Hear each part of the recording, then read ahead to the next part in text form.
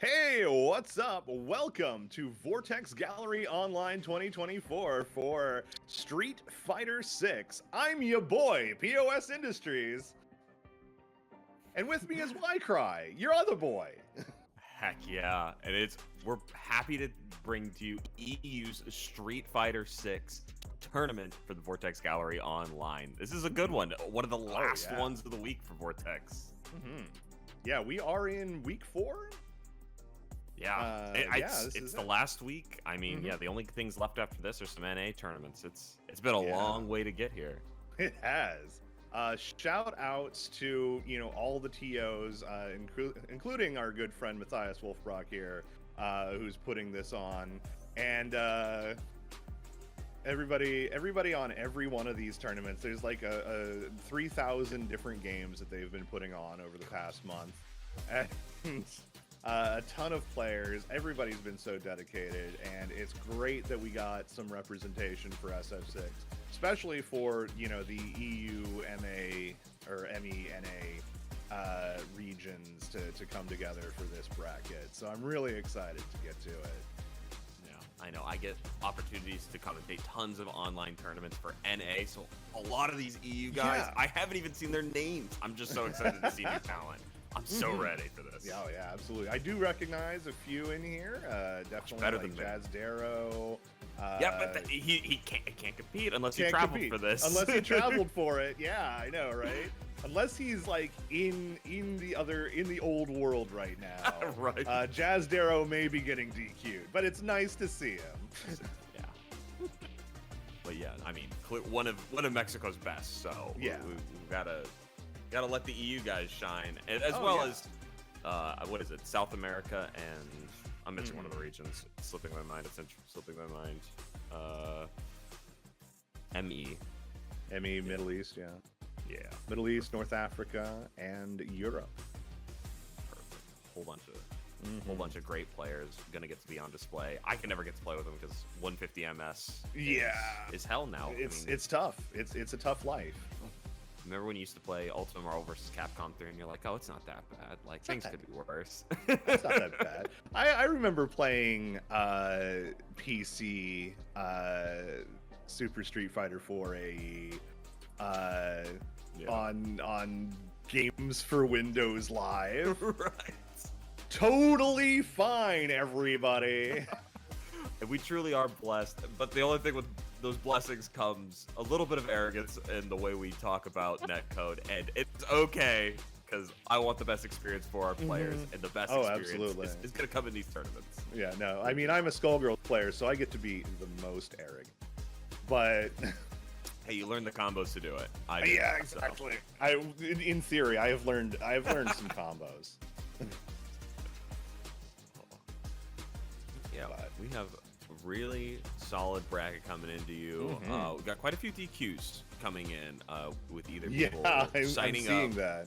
Yeah, people signing up either in the wrong region or just not checking in, missing their time slot. Be punctual with these things, and you'll make your TOs a lot happier.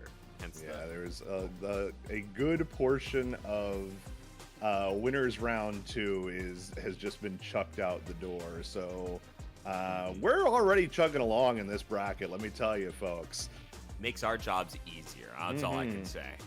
Oh, we're seeing the round 1s coming out too. Yeah, Jazz Darrow is out. Thanks for signing up. Boosting the numbers. It makes us look as if VGO we got over, right? Yeah, we got over 32 players at VG on Street Fighter 6. Yeah, and obviously, I was just gonna say, Vortex generally known for its indie game and all of the other things, but I love that they bring these modern games in and give them a new stage with, maybe just kind of like, hey. Yeah. People that love these old indie games, you can play the new ones too. It probably won't play the new ones. You don't have to be married to the CPT, world tour grinds either. We can just have a fun time playing some Street Fighter. Yeah, those Street Fighter 6 heads, they're not gonna surf through all these brackets on Start.gg. They barely know how to work the darn thing. You know? Does anybody know how to work Start.gg? It feels like it's been 25 years of this thing, and I still have trouble scrolling through and finding anything. Oh yeah, it is.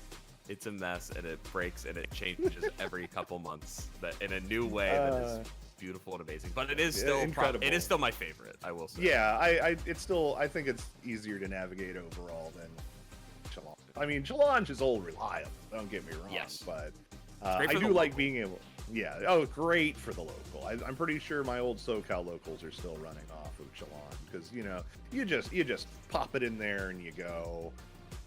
But it's Start.gg has a lot of great features. It's really great being able to have all the information on people's match histories and things like that. Not just from like a TO or a commentary position, but just if you're trying to scout your opponents, you can be like, oh, okay, well, this guy got 232nd place at this tournament, and I got 194th. None of these are proper multiples of 4 that you would be using in a tournament, but I'm feeling pretty good about my chances right now. Yeah.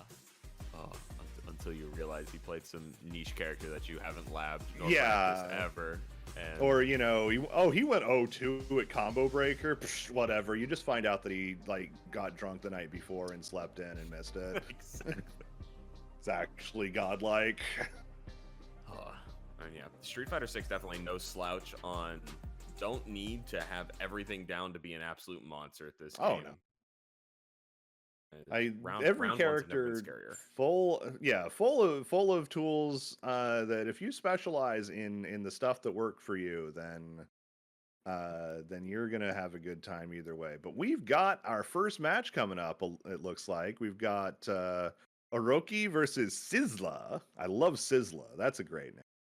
Yeah, I was just about to say I like Orochi over here. Orochi. It could be Orochi. It actually could be Orochi. I just miss Oro, man. Yeah, we all miss Oro. Yeah. We should be finding their potential character portraits, and there shouldn't be any sets coming up yet because obviously it's round 1. Nothing's gone through here. But as the evening goes on, this page is going to start filling up with lots of information to tell us a little more about our opponents, what they're dealing with, and just anything that can give us a little more information here. But absolutely. But hey, we've got Albania versus France coming up. I mean, already we've got a French player here at the EU Classic. But I've always been a big fan of the Albanian flag. It's very stylish. Oh yeah. No, very don't mess with us. Yeah, real standout, In terms of flag, it goes quite hard. It goes super hard. pretty freaking metal flag, to be honest. Like the rest of us are just goofing off with like primary colors in stars and bars and things like that. No, Albania's doing it for real, and I respect that. All right, we got an Ed. Our first of certainly many Eds for the evening, if the current player base is anything to go by. Yeah, incredibly solid character in the meta right now. People have definitely found his place as like that kind of does it all arounder, but also can just shut down neutral completely with his managed to really take after his sister in the mid-range zoning game in this one. A lot of good range, quick pokes and things to take advantage, to just keep people from getting out and like frustrate them enough to where you're still in range to be able to capitalize when they mess up. And that's actually a really deadly combination, as we're seeing with this iteration of Ed. This very, very new iteration of Ed compared to what he was doing in SF5. They could have given the character they made here any name at all, and nobody would be like, "Oh, that's Ed." Like that's Ed, yeah. This is a brand. The animations are still there. It's still like visibly. Feels like a Ed, homage, honestly. Yeah. It's an impressionist painting of Ed. but I'm all for it. Incredibly fun character. He needed to play. it. He needed it. Makeup in production design of Street Fighter 6 has been doing a solid job, but yeah, let's see. We do have him at the 36 seed at the moment. Yes. I'm not sure how closely this is seeded, but I mean, should be a pretty even match, all things considered. I think so. 29th versus 36 is pretty close in the grand scheme of things. Yeah, as long as they're close. And tonight is going to be all first to threes, as we can see it as best of 5. Yeah, I see. Okay. Kind of been the trend with online tournaments, right? There's been a lot of threes. I've been seeing that in particular with the online Street Fighter 6 brackets, and you can really get away with that since we're generally, unless you're a crazy person, not streaming every match in the bracket. So if we're doing like one to two winners round 1 matches in any given online stream, burst to 3 isn't going to take up a bunch of time compared to trying to do 1,000 people at a major this way. Oh gosh, yeah, very, very different set of skills, but yeah, we're looking also I just want to say, man, the cheekbones on Ed in this game. Oh, Ryu, all right. Yeah, hiding his with a little mustache and being a goat. As I too am a fan of hiding things with the beard and mustache. same. All right, but yeah, Orochi, probably. I don't know. I'm always very scared. Ryu's play two ways, right? Yes. They rush it down, or they're the most patient, simple players that have ever lived, or they're just in your face, constant pressure, burning through the drive gauge as fast as they can. Yeah, there's the people that really understand the way that Ryu was designed for this game. All right, Sizzla with a very good resume so far, according to Start GG. 4th in Street Fighter 6 at Abo Dojo Octobre. My French is completely gone at this point. I am Septembre. October. Yeah, but yeah, pretty solid results. It seems he keeps himself out of top 8 every so often, but that's all right. Happens to the best of us. Yeah, I mean, 9th place is pretty good, especially depending on where your locals or your online brackets are. The quality of player getting 9th place out of that, if everybody in top 8 is a killer, is nothing to be ashamed of. Very, very easy to get to that level in Street Fighter 6. Hard to maintain, but I feel like most people can swing a top 8 here and there. Oh, yeah. And it always stinks to be the guy who's getting knocked out at 9th. So.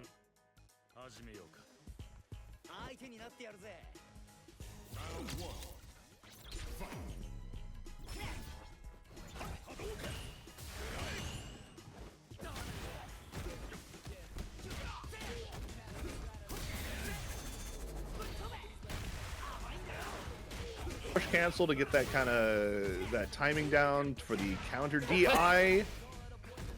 Great bait on that wake up DP, and as we can see, Sizzla showing.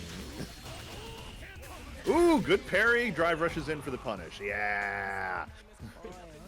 Yeah, very dominant. Yeah. Orochi, we're seeing kind of got a little impatient at the beginning there. Went for that jump in, got DP'd, and this time Sizzla ready for the fireball, gets the jump in, and already we're back in the corner. Perfect read, taking a nice combo set here, maximizing the damage, but very low on drive meter. Oh, just on the very last frame, and he's gonna finish that up to take game 1. Oh man, Sizzla with incredible wherewithal to be like, jeez. Now, read him like a book, has seen this tape before, and is ready to punish.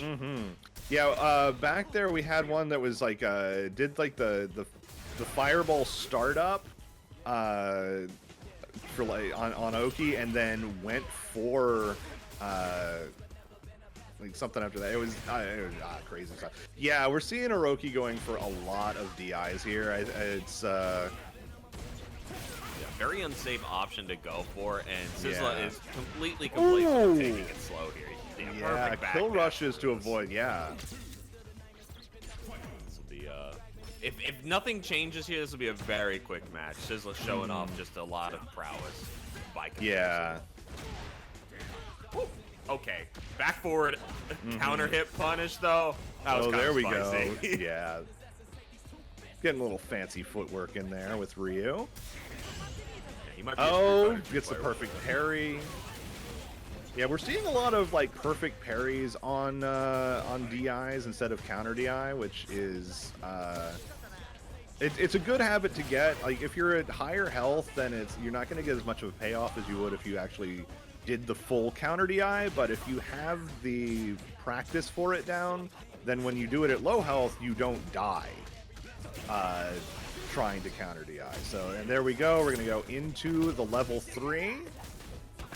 We'd like him to finish this out, even if it didn't be in burnout and practice. Already done, yeah. That's we're very much dead, and Sizzla going up 2-0. Trying to run through this quick. Yeah, I'm feeling like Orochi. I don't know if this is like a new ult, but it is feeling like a pretty fresh Ryu. Yeah, once again, going for those raw DIs in neutral. Sizzla not falling for it.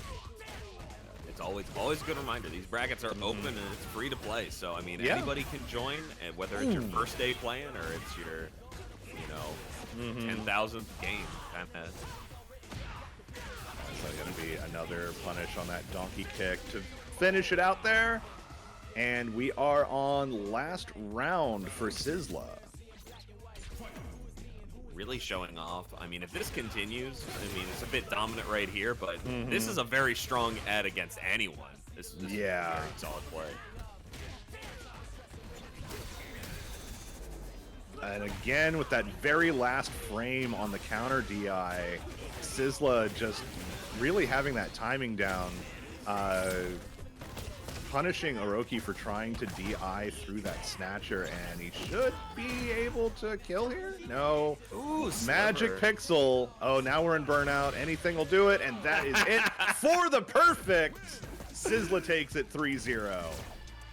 What a solid way to end that with a low forward to the heavy DP there. Very cool stuff. I love that. Oh, yeah. That was very strong play from Sizzla. Oppressive and talent worthy. I mean, it showed off a lot of great stuff that Ed has, and also just showed how you can just blow up an opponent that is not willing to respect what you're doing in neutral. Yes. That was really what I saw most of. Yeah, there was a lot of attempts to just try and blow something up with, raw DIs from Orochi, and honestly, against an opponent like Sizzla, who's going to be, not really committing to a lot of like punishable pokes like that, or strings that, no overcommitments basically, and is just ready to go either with like the perfect parry or with the counter DI. To just blow up any of those, and especially if you're doing raw DI too much, you become predictable, and the opponent is going to start waiting for you to do that, which we saw on a couple of occasions as well. So, yeah, a little bit dangerous play from Orochi, and Sizzla was able to take it. Yeah, it's always.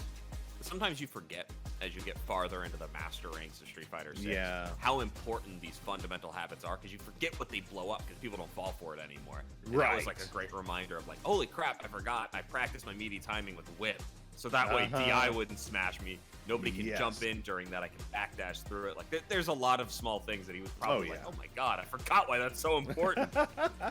Like getting through diamond ranks is super easy once you figure out those things. Yes, that's true. So, yeah, we're gonna be moving on here soon. Do we have? I think that was it for round one. First round. Yeah, for round one. Everybody else, it's DQs all the way.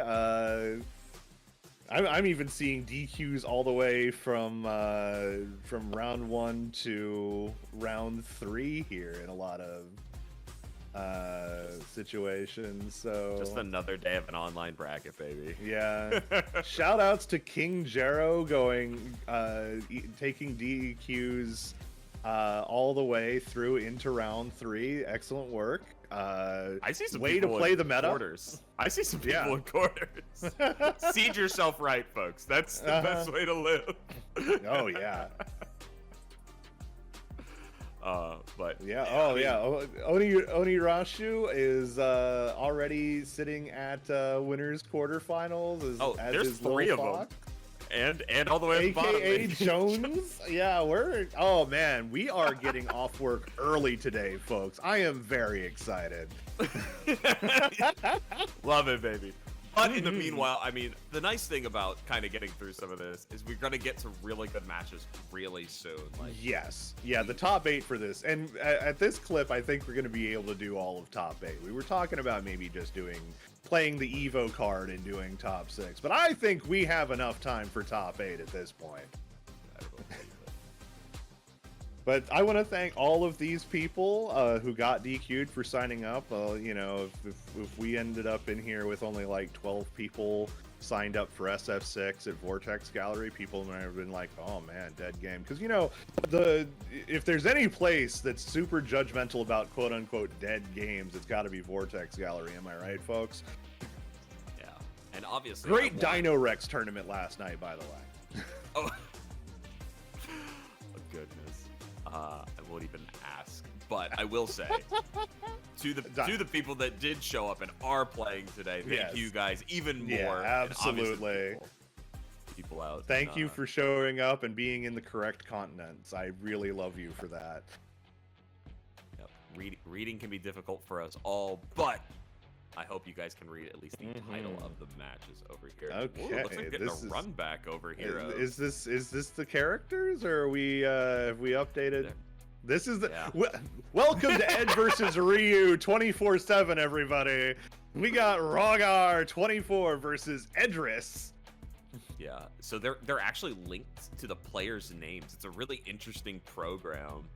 Yeah. So yeah, it's crazy that that we just happen to swing it on the same exact side, same everything here. So. Obviously, we could have a little bit of a skill difference here. We might get to see some more Ryu talents. I mean, getting the double DQ, so we don't know what they're setting up for, but you know, could be. It's always interesting around here. And we don't have recent results for Rogar, but so far in this bracket, expertly taking down 2 opponents already in swift order, I must say. Edris, however, 9th out of 78 at Rising Dragon Championship number 10, 33rd at number 9, so hey, that's stepping up. 65th at World Warrior Middle East Slash and Dash. And after this bracket, I'm making Wolf put my name into this this bracket generator. I want to see what shows up in my recent results. You know what? I kind of want to see mine too. I'm actually very curious. And I'm jealous of these players that have these nice results up and they get displayed on tournament. Like, is it only counting the Street Fighter 6 results? Can we throw in some? Actually, don't look at my recent Skullgirls. Oh, we're doing the Akuma. We're doing an Akuma. All right. The oh, and Rogar is the one playing Ed. No, the names are switched. That's what's going on. Nice. Yeah. Yes, it's fun. Uh-oh. Yeah, there's been a little bit of delays now and again, but it's not probably doesn't show up on the Twitch. Yeah, okay. As long as it's just our thing and not in game, then we're fine. But yeah, so far. Kind of in the Ed show right now, getting away with neutral shenanigans, holding down the Akuma. Yeah, I mean, Akuma is very much, you know, strap a rocket to your butt, ride or die. Either you kill them or they kill you, very quickly. What an arrogant walk forward by Rogar there! My God! I felt a little fear in my chest off of that one. Not gonna okay. Oh, there's a little bit too fast on the level 2 ball. Shot the quick one instead of the one that you want to try and like pressure and juggle off of. Doesn't matter with finishes like that. Edgar's going up a game. All right, there we go. What do I have my? Yeah, we're getting some background in there. Yeah. I hear it. Oh, okay. Wolf. Also fine.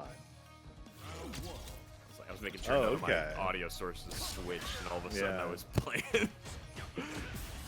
Okay, there we go. Now Rogar is going for Ryu. We spent a lot of meter. Oh. And Edris, yeah, we're gonna go for the level 1 here. Won't. Yo, will kill. Jeez. Yeah, big level 1 damage.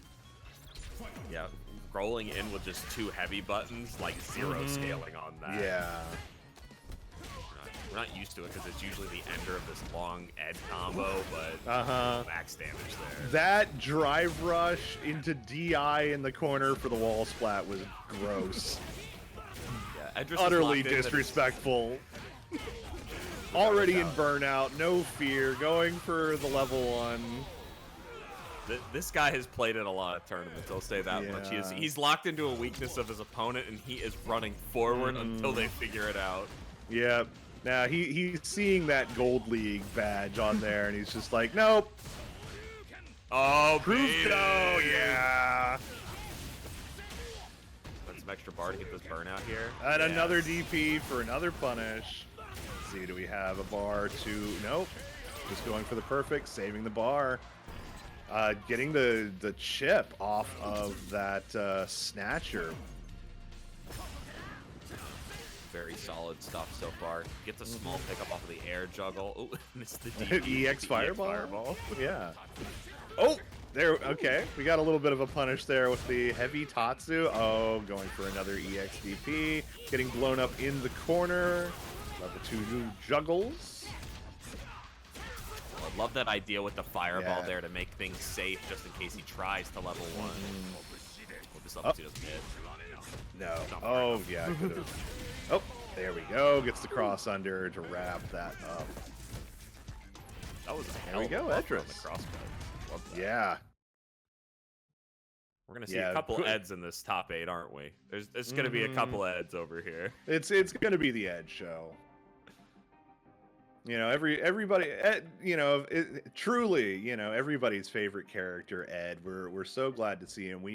I think we should expand the Ed universe again in this. I feel like there's another associated character to Ed that we've seen before that we could maybe bring back. I don't know. It might be fun. It's got to be the Psycho Bison or the Psycho Gorilla, right? Yeah, the gorilla, definitely. Gorilla I think it should. I think it should be the Psychic Baby, actually. Yes. I wish to punch child. I don't know who else that I mained for years that could be from Ed's roster of friends. I'm totally slipping my mind. Falk was one of those characters I always wanted to dive a little more into, but I had a lot of trouble getting down the hold presses on buttons, and I feel like I'm a lot better at that now. So I'd be so interested to see her again. Yeah, I actually had a lot of fun with her. Like, you know, I wasn't one of the immediate adopters. I'll cop to that. But like year 2, when she got her first round of buffs, I decided to just go for it and had a lot of fun with her. I mean, I didn't become like competitively stronger or anything, but at the very least, I was playing Karn at the time, and I just felt like I was having to chase people everywhere. Which is not where it's not what I'm good at. I don't want to play patient. Let me in, or let me shoot you from across the screen. Yeah. Interaction. Yeah, I like having zoning tools. I'm not, you know, I spent a lot of time in SoCal, but I never really quite got the SoCal RTSD spirit down. Yeah. It's a whole different beast. Never really quite rubbed off on me.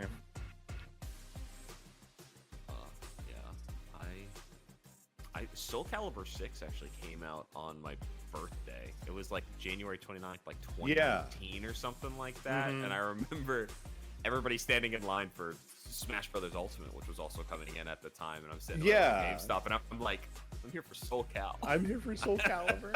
I was so ready. I was so excited. It's actually really funny because like I got Soul Calibur 6 and I was gonna play 2B when she came out, and I was just like, oh man, this will be great. And literally like the same day was when Fault got a ton of buffs in an SF6 patch, and I was just like, oh wait, I got to do that. So played a different Kira Buckland character, as it turns out. That's who got me play. It was that. You ever just get guilt tripped in person to pick up a fighting game character? Thanks, Kira. Love you. All right, finally something that's not Ed versus Ryu. We got Mad John versus King Jaro, Cammy versus Lily. Yeah, very volatile matchup. I've heard from a lot of Cammy players they hate this matchup. I've heard from a lot of Lily players they hate this matchup. So guess what'll be decided today? Yeah, this definitely seems like one of those where both characters are really would be very annoying to the other. Because like once Cammy's in, Lily's going to have a hard time getting her out. But Lily, you know, with like the those big those hedge the heavies with the clubs really being, you know, it's what is it, standing heavy punch, or is it like 6 HP that's like the one that she has like a 4 HP, a 6 HP, whatever you want to call it, that kind of like pushes her forward. Ooh, and we have a contender at UFA. All right, that's what I like to see. 17th. All right. Like that. I like that Team lot. Street Fighter 6. Yeah, that's still, hey, it's not 36th. There we go. Good. Go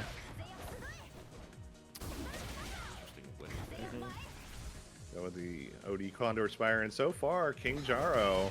Oh, Modern Lily. Oh, neat. Yeah, this is. I've toyed around with Modern Lily. She's actually pretty cool. A lot faster execution, kind of have to deal with some unprecedented mix-ups, and frankly should never be jumped in on because she does still have an invincible anti-air. But it does have an invincible anti-air. She's got, you know, the instant command grabs, which they don't do as much damage as doing the 360 motion, but it doesn't matter. You're always guessing, and honestly, right now, showing off the strength of it, King Jar. Yeah. There we go. That's exactly what I was talking about.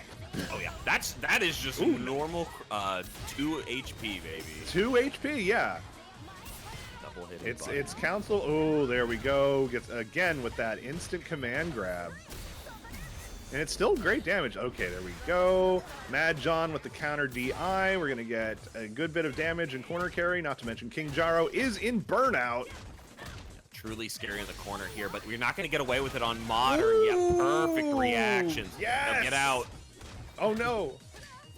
Unfortunately, we did spend 2 bars for it. Yeah, and gets the stun. And we do have level 3 on deck. We aren't going to need the whole thing. We can probably go for nothing.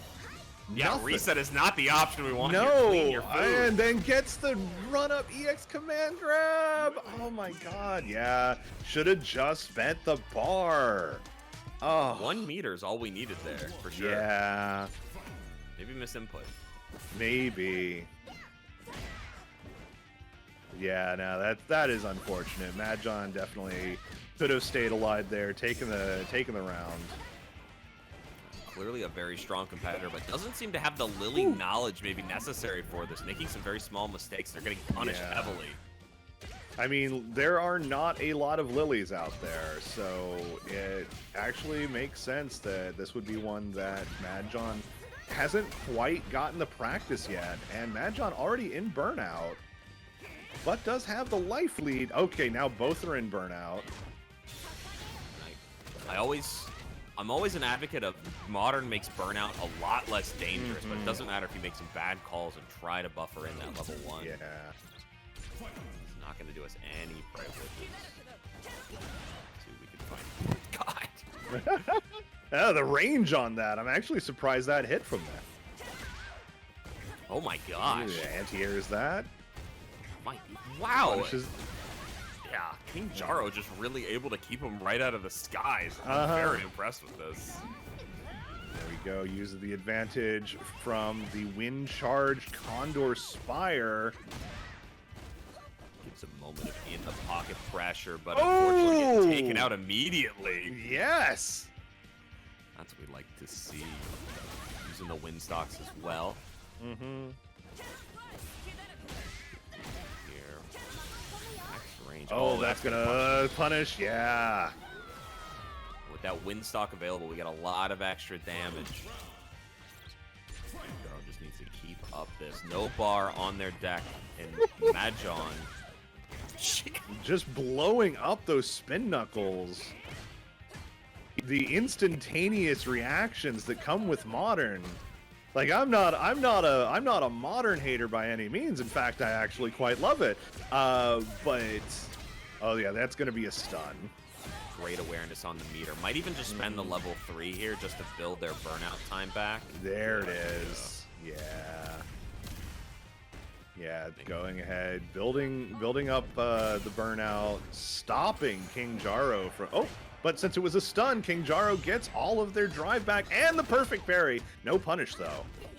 Yeah, but you can't possibly put yourself in a better position than Mahjong has here. Just needs to keep this very safe and does. Okay, this is the punish. 1. Yeah, there we go. Mahjong tying it up. Good adjustments in that second game. Playing a bit more patiently at times, especially in the first and third games. Easy to say now in hindsight since those are the ones that he won. But I genuinely think one of the things that has really worked well for him is just staying on the ground. He's been doing a lot of success on the ground. Yeah, those every time he tries to go for, you know, one of those dive kicks or a Hail Mary spin knuckle. Oh, great jump on wake up to avoid. Yeah, but no max damage punish. Oh, that's going to be a nice big punish there. Oh, goes for the reset into the command grab. That is brave. That is bold. That is spicy. Yeah, let's see if it works out for him here. Yeah. Back, just trying to burn down this meter real fast. Ooh, can we get the kill here? No, we can't. It's a little bit of Kami Jazz. There we go. Shimmies. Yeah, they were getting scared. They haven't seen the grab represented very much in a very prominent way of getting in with Kami, so yeah, stop that. Looking for any neutral interaction to try and get things going here. Still can't jump in on this man. There we go. We're going to go ahead and use the drive reversal to get out. Ooh, punishes that with another command grab. I think they actually got the parry off in time. I saw blue, so. Oh, yeah. Very unfortunate for Mahjong. Big gap to come back from here. Nice, perfect parry there. Just goes for the throw into the corner to get the positioning. Oh. Take a hit. No, we jump back, get the punish into the level 3. Gonna get some big damage here and some drive back while also taking away some of King Jaro's. Not enough to put into burnout, though. Was looking really healthy, but that'll do it. Has no bar. Shouldn't be able to confirm the kill here, but so. It'll be very close. Yeah, one more hit will do it. Big kick. All right. Yeah. Mahjong has really turned this round around more so than anything. The patience, the good play, it's working out great so far. Oh, absolutely. All right, what are we switching to? Is it Zangief? Tell me it's modern Zangief. Oh man, modern Geef. I've had some good fun with modern Geef.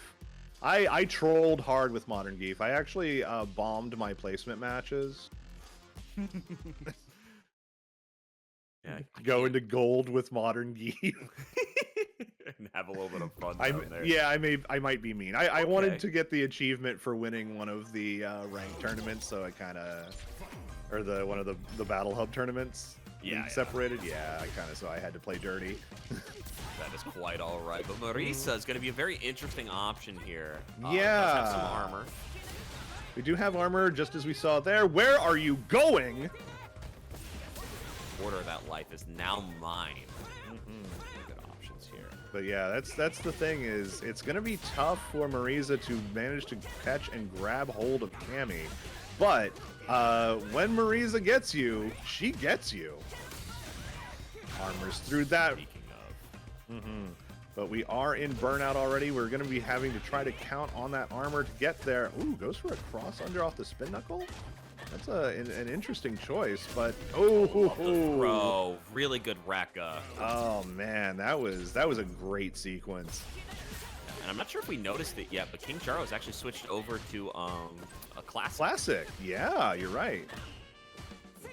So I was it was an interesting way. No modern Marisa here. Shout outs to Fem Chef, holding it down with the modern Marisa. Oh, what a level 2 punish! That was so good. Oh, I love that option. Now we're just seeing Mahjong just kind of backing up. Only has a little bit of a life lead at this point. Oh, manages to peg out with the drive rush in.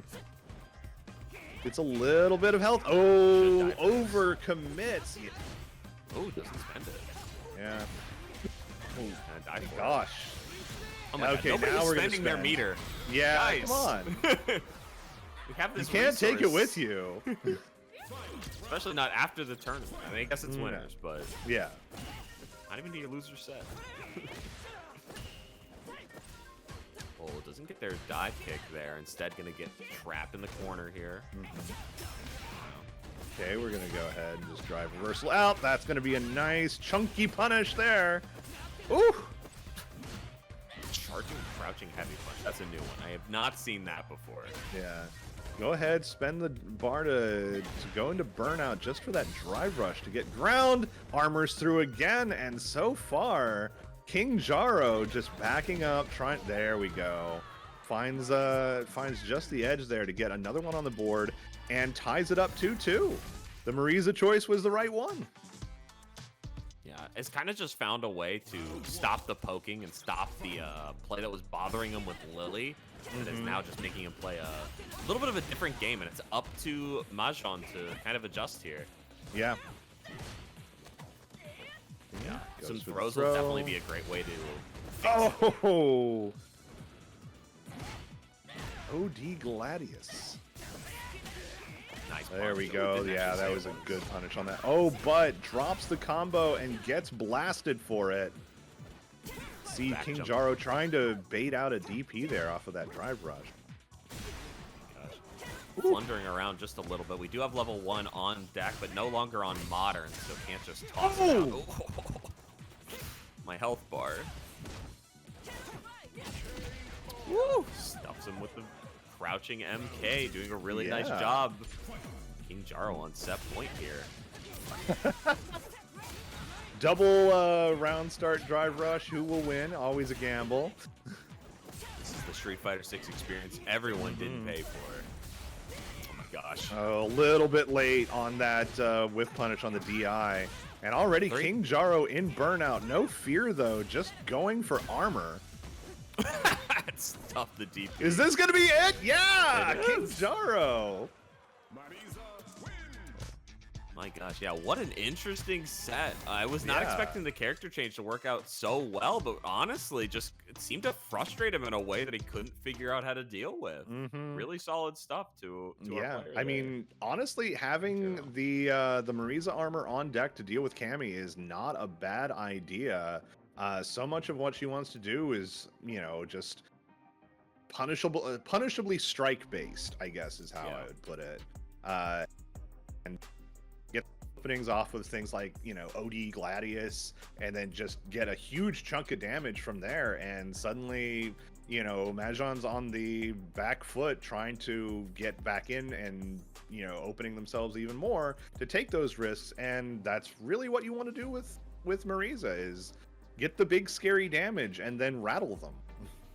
It definitely worked in spades. Before we go any farther, we got to thank Mbako FGC for the raid of, it's either 6-2 or 8. Yes. It came in as doubles, so 6 or 2. But thank you for coming out. But yeah, absolutely, really just had to play that just a tiny bit different there. It didn't really represent throw very much, which is how you stop Marisa from getting away with those things. Yes. Yeah, a lot of maybe just going in a little bit too blindly, trying to go for those like dive kicks or spin knuckles, and then just getting blown up by armor. You know, just working out definitely in favor for King Jaro there. Interesting choices of characters, Lily and Marisa, going with these, you know, really underrepresented, some would say underpowered newcomers, and coming out with a win against a very top tier character like Cammy. Yeah, it's so tough. Both Lily and Marisa, and I mean this in no shade, they're both the only two characters in the game currently considered easy. Like, by Street Fighter 6 definition, they are the easiest characters in the game. So it was very interesting to see both of them on a singular kit, but also played in a very, like, it almost felt like two different people were playing those characters. Yes. They're very different play styles. I mean, even just going from modern to classic in the same set, which honestly, I want to talk about how impressive that is just in terms of like having your brain wired, because those are two very different input methods that I don't think I could switch back and forth from very easily if I had to. Yeah, and definitely not on a dime. We saw a lot of opportunities for kills, pressure sequences that actually just they didn't do, and I was like, wait a minute, wait, stop! You guys gotta finish your food, please. Yeah, I don't know, like if you could have spent the bar to take the round. Or not spent the bar and lost the game, I would spend the bar every time. You can always get meter back. Yeah, this game is so plentiful with its meter gain. Yeah, there are so many instances where it's very easy to do so. So I don't know. I'm not playing today, so I'm competitors to do it. I mean, our job is armchair quarterbacking. That is in fairness, we are a little bit allowed to do it, but you know, we don't want to. I'm not going to sit here and say, well, I would have done that differently, because yeah, I would have done it differently. I would have done it worse. That's why I'm sitting here talking about the game right now. And we've currently got Zabinov.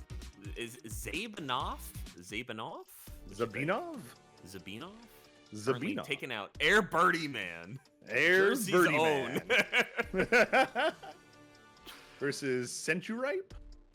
Yeah, Centuripe sounds pretty good. And this is a pretty classic matchup that we've seen. Currently looks like one guy is AFK, and we are coming back. Yeah, we're back.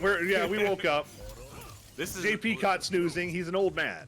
Wait, are we button checking in the middle of an online bracket? Are we bracket? button checking online? This feels like a button check. Wait, are we This is a button check. Why are we button checking? Do you not know how your system works? You guys are in. This is your settings. You know, there's a training mode in this game that you could do that in, like, before you get into the lobby.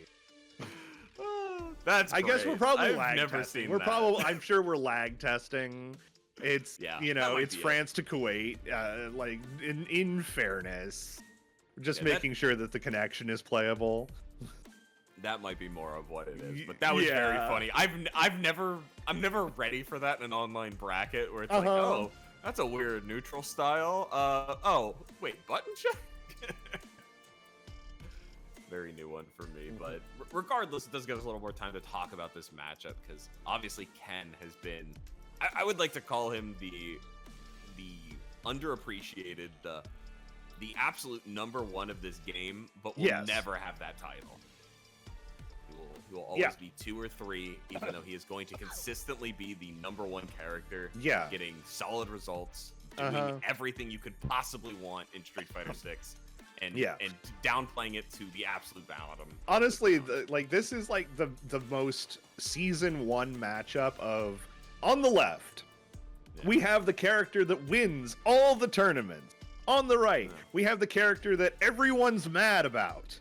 And still is, because everything they took away is they took away everything on him. He got one like minor nerf minor buff, in the last patch, and everybody got extremely upset that he could combo on into things slightly easier.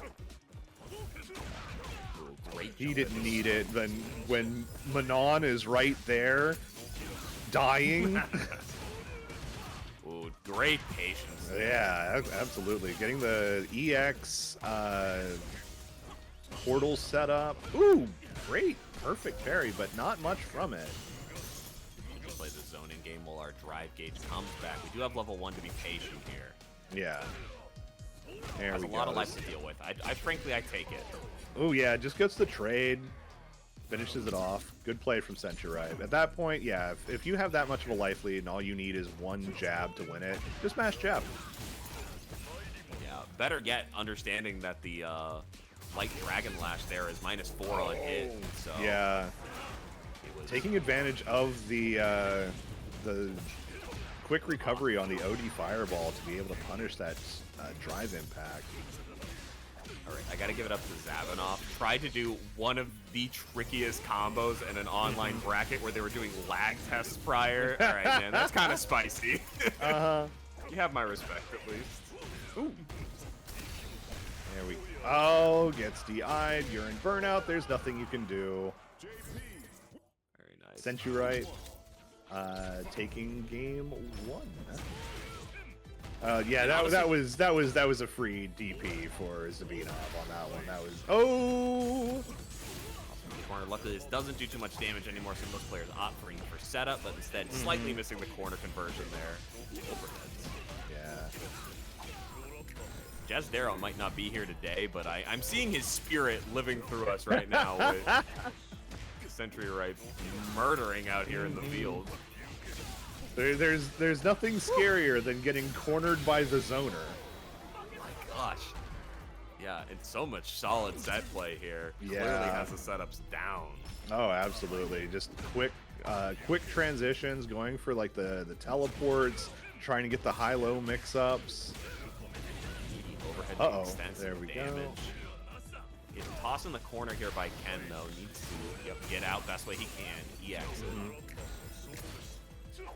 That wasn't the character I thought was going to be EXing. Ken possibly getting himself into a sticky situation here. Yeah.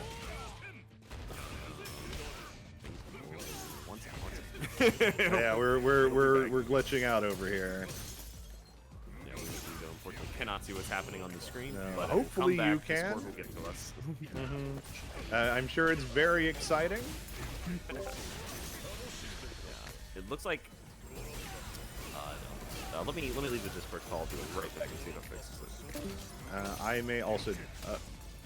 might also do the thing because I'm sitting on a highly pixelated freeze frame. Hey, I'm back.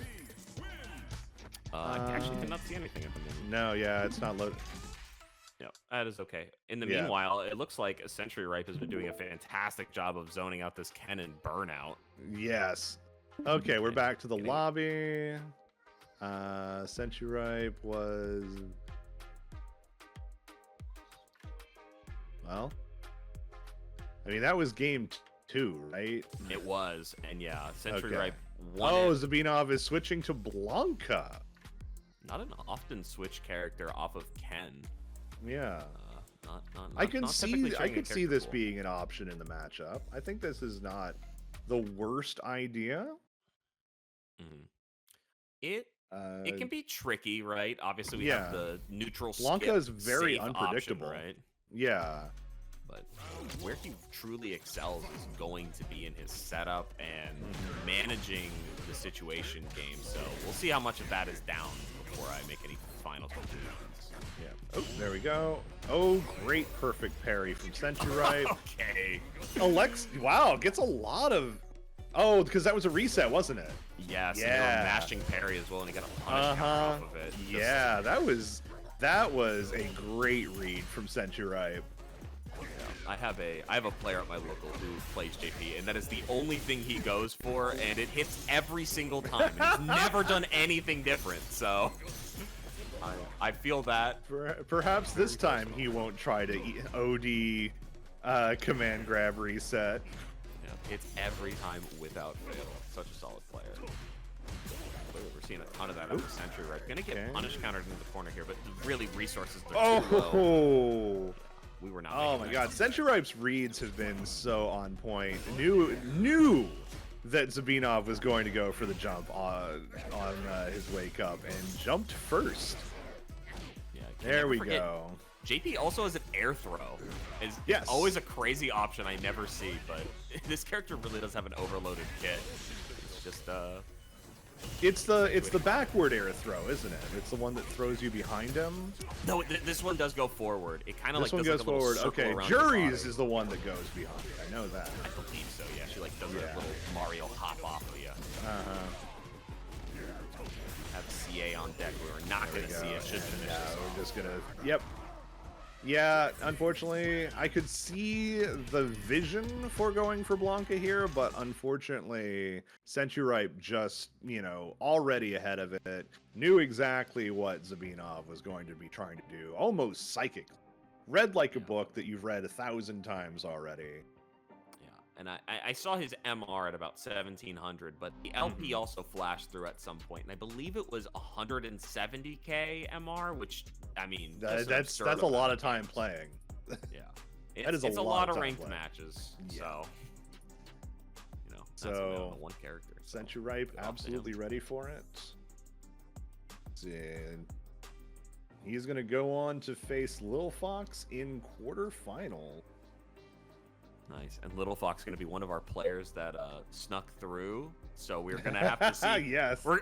It's always a toss-up. I mean, Street Fighter 6 is a game of extremes, so yes, we could see a monster here. We could see somebody's first day on the console in quarter. Absolutely, but they can say that they got 9th place at VG on. I know I put it on my resume. I absolutely, same. Lots of good matches in the meanwhile. It seems like Genocide has been making an easy winners run through top side of the bracket. Sentry Ripe having a little bit of trouble with Sizzla, that Ed we saw earlier, barely winning that with a 3-2. Very unsurprised there. Yeah. But that would have been crazy good set to watch. Let's see. It looks like. Did we see Edris? Was Edris the other Ed, or am I just saying that? Edris was the other Ed. Yeah. Yeah. Edris making a clean run through his bracket, 3-0ing every opponent. So we're gonna see them in top 8 as well. And then we saw King Jaro, right? King Jaro, yeah. That was the. King Jaro with the Lily and Marisa. Yeah, it's going to be going against AKA Jones, somebody who walked through their bracket. So it could be a stomp, could be a monster. You can never tell in these brackets. So if they're AKA Jones, then what is the other thing that they're known as? Yeah, they're also known as Jones, but I don't know what the first thing that they're supposed to be. I'm trying to think. There was that like Germ cartoon from forever ago, so it's Osmosis out, right? Jones. Yeah. Let's go. Yeah. So it's got to be Oz. That's got to be their other name. I'm wishing them the best of luck because King Jaro clearly a very strong player. Oh yeah, absolutely. Through this bracket, one way or another, I bet.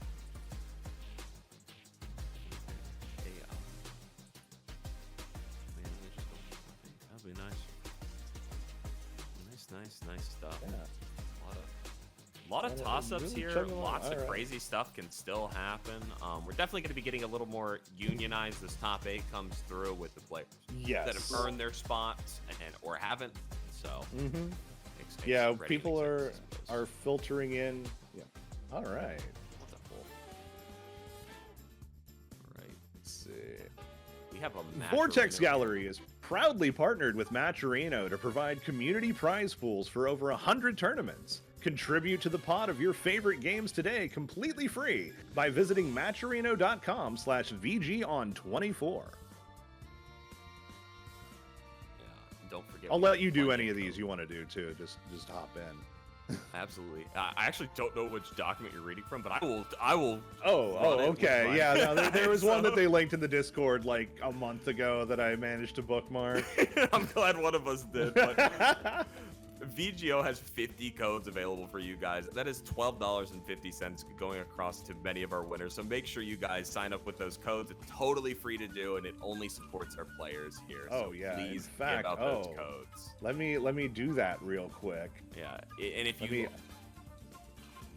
Yes, 103.75. I'm claiming my code now, bringing it up to $104.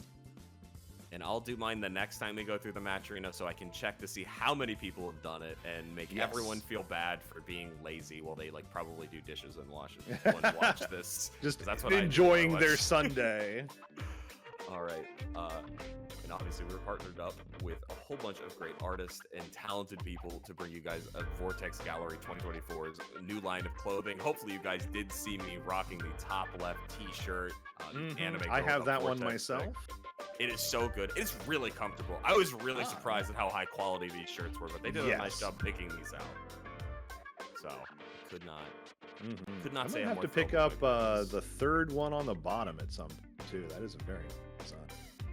Yeah, my problem with that one was always the white border stays. So I was like, unless it's a white T-shirt, I can't get away. Yeah, I mean, I'm getting to the point where I'm more and more willing to wear white T-shirts. I didn't used to before because I'm ghostly pale, but with the right ensemble, you can make it work. Oh, I'm such a slob, but if you're not a slob like me, you should definitely pick up that T-shirt. And let's see, Vortex Gallery returns offline to Frosty Faustings, January 23rd through January 26th. Bring your own mix to 4 days of community at Frosty Faustings 17. Stay tuned to the @FrostyFaustings official social media account for updates. Frosty, great tournament every year. I managed to be up there, not this year, but the year before.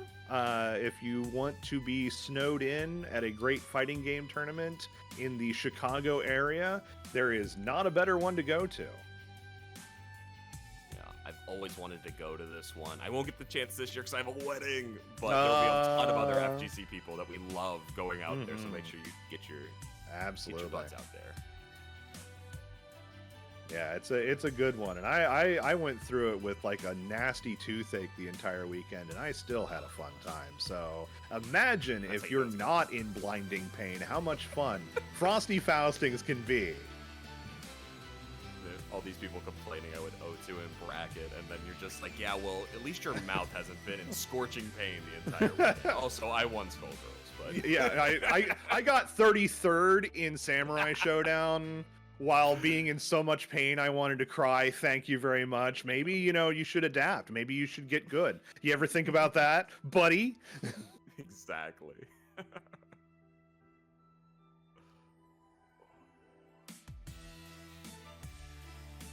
Yeah, go for it. Hit us up.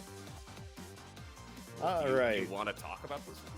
I mean, I don't have a thing to read, so I'm completely lost. But actually, our good friend here, Matthias Wolfbrock, putting on Un versus par comme l'auteur. My French is terrible, but it's a French tournament. We're doing Rivals of Ether 2, French video series. For episode 1, Rivals of Ether 2 coming out. Stay tuned to your local listings. Our wonderful host here in France, where I also am, as you can see by my background whenever we get to the webcams, putting on this tournament. No, this tournament that we're doing right now. Yeah. I mean, it is also a video. We are on video. Recorded in time for. But yeah, please check out his videos. He's great. Oni Rashu versus KX Genocide. Genoicty? Yeah. Genocide? Yeah. I'm just gonna say genocide. It's too close. Yeah. Yeah, it is Genoicty. Wow. Okay. But Yeah, our #1 seed of this tournament, the Cammy, coming through. Currently, pretty much walking through their top bracket. They did have to play against an Akuma, but other than that, this is Oni Rashu's first match of the day. But they're no slouch. They are no slouch. Got first place. They got first place, top 50, top 50% at SFF Summer Camp. It counts. It's a win. Nice. And then we have clearly a favorite of a Masadi fighting. Well, this is going straight in, trying to bait out the OD amnesia, or to bait into an OD amnesia. Ooh, nice perfect parry, but nothing off of it. Yeah, the spacing was too good for the grab and not recognizing it quick enough. Very aggressive Cammy compared to the one we saw earlier today. Yeah, and Onirashu already in burnout, despite not having had much of an opportunity to do anything in this round. And not going to let him have the chance. Yeah, Meaty there is going to get the chip out. Wow, this is a very new way to play Cammy. I don't get to see people play this aggressive ever, honestly. Yeah. I mean, against JP, you kind of, like, if you're able to get in, you gotta stay in. Like, you can't back off and let him play at any range. Yeah, and just stuffing every attempt right now with lights and just every button imaginable. Ooh. Yeah, there we go. Gets the throw out, tries to go for a setup. Ooh, a perfect parry. Immediately disintegrates that portal. Yeah, keeping things honest fundies out here. We don't want any traps. Nice punish counter to light confirm afterwards. Not an easy pickup. Man, okay. I see why we're #1 seed. Yep. I see it. I see it. Yeah, Oni is just at a little bit of a loss as to how to deal with this. Okay, there we go. Gets the OD amnesia there, but doesn't really, isn't committing to much and is already in burnout, which is a terrible place you want to be against a very aggressive Cammy. Ooh, good scout there, at the very least, to get, teleports out, but still gets thrown right back into the corner. Oh, good job with the punish counter, knowing the EX is not vulnerable to grabs. Perfect matchup awareness there from Jeff. Yeah, and really delaying the grab off of the hooligan flip as well. Yeah, just frankly picking a lot of very smart options right now. I don't get to see Cammy's played in this manner, and it's very interesting to me. Yeah. Wasn't. Yeah, Oni not quite ready for their own projectiles to hit. Yeah, maybe it was a little too afraid for the heavy kick forward to get that going. I think he was caught in like mid dash too, so the recovery wasn't going to really be favorable to try and capitalize off of it. All right, let's see level 2 here into level 1. 2 gets a. And there we go. Always kills that level 1. Yeah. Insanity. Wow. All right, that was a new combo route. I have not seen that either. Yeah. Yeah, Gino is very creative with a lot of this offense. Are we going to be seeing a character switch for Oni? Yeah, it's something you see a lot more in first to threes, right? Where it's just like people opting to take a second after a rush down beat down where they'd normally be out and just have to sit in their loser's pool. But no, we actually get a moment to breathe. Yes. Yeah, just sticking with JP, maybe just taking a moment to think it over, figure out how we want to go about stuffing a lot of this, excessive pressure. Extreme offense, yeah. Okay, perfect parry through it will be a great way to start your throw. I really like the way I can also clearly see Oni being a very talented player as well, just not getting any opportunity to show it off right now. Yeah. Yeah, actually getting very lucky by drive rushing forward so he doesn't have to deal with the hit, but unfortunately burning himself out here, stuck in the corner too. There's the option. What can we do? Level 1 kills. Yeah, definitely. That's how we don't leave food left on the table, folks. One of the things that I was really appreciating about that was Oni was trying to parry a lot of, or I'm sorry, Oni was trying to parry a lot of Gino's offense. And, you know, Gino kind of, like, just let them whiff the parries to just make them lose drive. It's the easier option than committing to a grab sometimes, and you still leave that option very available. Okay, don't show me the hottest combo 2025. It's early. What is this? What a pickup. Oh, there we go. This time we're ready to capitalize off of that into the level 3. Yeah, make him pay. We're going to be low on meter if we can close this now. Yeah, this is definitely a... yeah, there we go. Gets a round on the board, showing that we know how to play. We know what to do. But this is still last round for Gino. Yeah. I'm almost positive Gino there was trying to buffer the level 2 off of that dive kick and just didn't get it. I think they actually won that interaction. Oh, wow. Speaking of level 1 to finish. Speaking of, this is going to be a perfect. Very nice stuff from Gino here. Picking up the pieces, getting everything together, and showing off why we're the #1 seed in this tournament. Oh, yeah, absolutely. Yeah, no, I'm convinced of Gino being the favorite to win. Although I would like to see what the #2 seed in this bracket might have to show if they weren't already DQ'd. I don't know who's still in here. Yeah. Edris, I think will be a really good matchup. Very slow, patient Ed, but also could dish out the damage when it was coming his way. So, and I think I'm pretty Ed excited is also for that one if it happens. Yeah, I think Ed is also a very good counter to Cammy. Just with a lot of like the mid-range, you know, quick pokes that you get off of his quote-unquote kicks.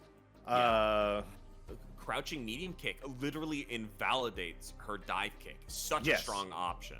And so yeah, I could see Edris actually being able to do a lot of work here. But regardless, I mean, we would expect the JP to be able to do some work, and unfortunately could not find the answer in that amount of time. Yeah, I mean, like, it's kind of one of those things where you think, well, Cammy has to be able to get in to be able to do anything against JP, and JP should be able to keep her out. But, I mean, to be fair, Cammy is extremely good. She's so quick, she's so small, she's so slippery that she can really just get in and stay in if she wants to. And with a player like Gino being able to, you know, to thread the needle the way that they are, and also just like bait out a lot of stuff, create you know, drive drain situations, it really just worked out in their favor. But finally, we're gonna be seeing Lil Fox in this tournament. Yeah, kind of our back door of it made it through, but is still considered our #5 seed. So I'm still excited to see this. Yeah, #5 versus #4. This should be a good match. I mean, Marisa versus JP sounds like hell for Marisa, but if you know the matchup, I think that it's absolutely doable. Very. I would say Centuripe has got to be a little bit more, definitely a lot more warmed up than Lil Fox. Centuripe has had to do the entire march all the way from round 1 to here, while Lil Fox has just been like wheeled into 9th place. Yeah, apparently they did have one match. I was slightly incorrect in that, but they 3-0'd it very quickly. Yeah, they did 3-0 that. They took out Agree. I don't know what that. I don't know how I'm supposed to pronounce that one. Agrevian, Angry Ivan. I'm not Angry sure. Ivan. I'm good. Good old Angry Ivan. Shout outs to Angry Ivan. I hope he works out his emotional problem. Yeah. Also, maybe he'll become Happy Ivan. Yes.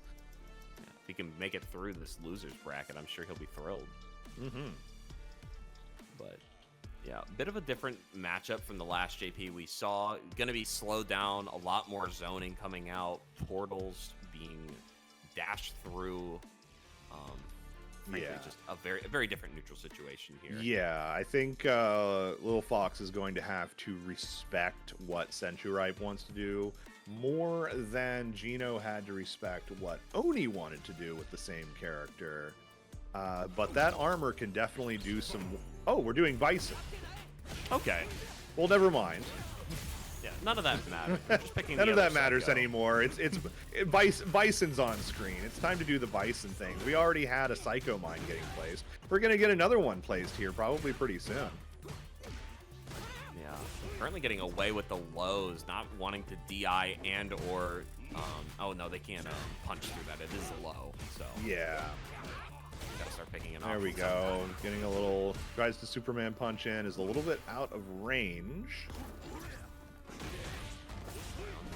Alright, raw medium version. Like getting the punish counter. Gonna be able to take we've the got EX the here. mine on. Very safe here. Yeah, just keeping that pressure on. Should be able to kill here? Yeah, absolutely. Oh no, why are we level 2ing? Holy crap, so just... overkill. You know what? We're having fun. Hey, we were the ones that did say meter came back fast. Maybe they're taking our words a little too... Maybe. a little too... We still want meter, especially as Bison. Level 1 to get out of sticky situations is very important. Yeah, especially with Bison not actually having built-in reversals. We're not getting OD no free ride. Head stomps. Yeah, this time no EX head stomp like in SF5. Sorry. Ooh, wake up. And another interesting way to spend the level 2. Wow. Yeah, good damage off of it though. Gets the life lead just barely out of it. Ooh, get a perfect parry. A little bit of damage just to place the mine. Use it to get the pressure.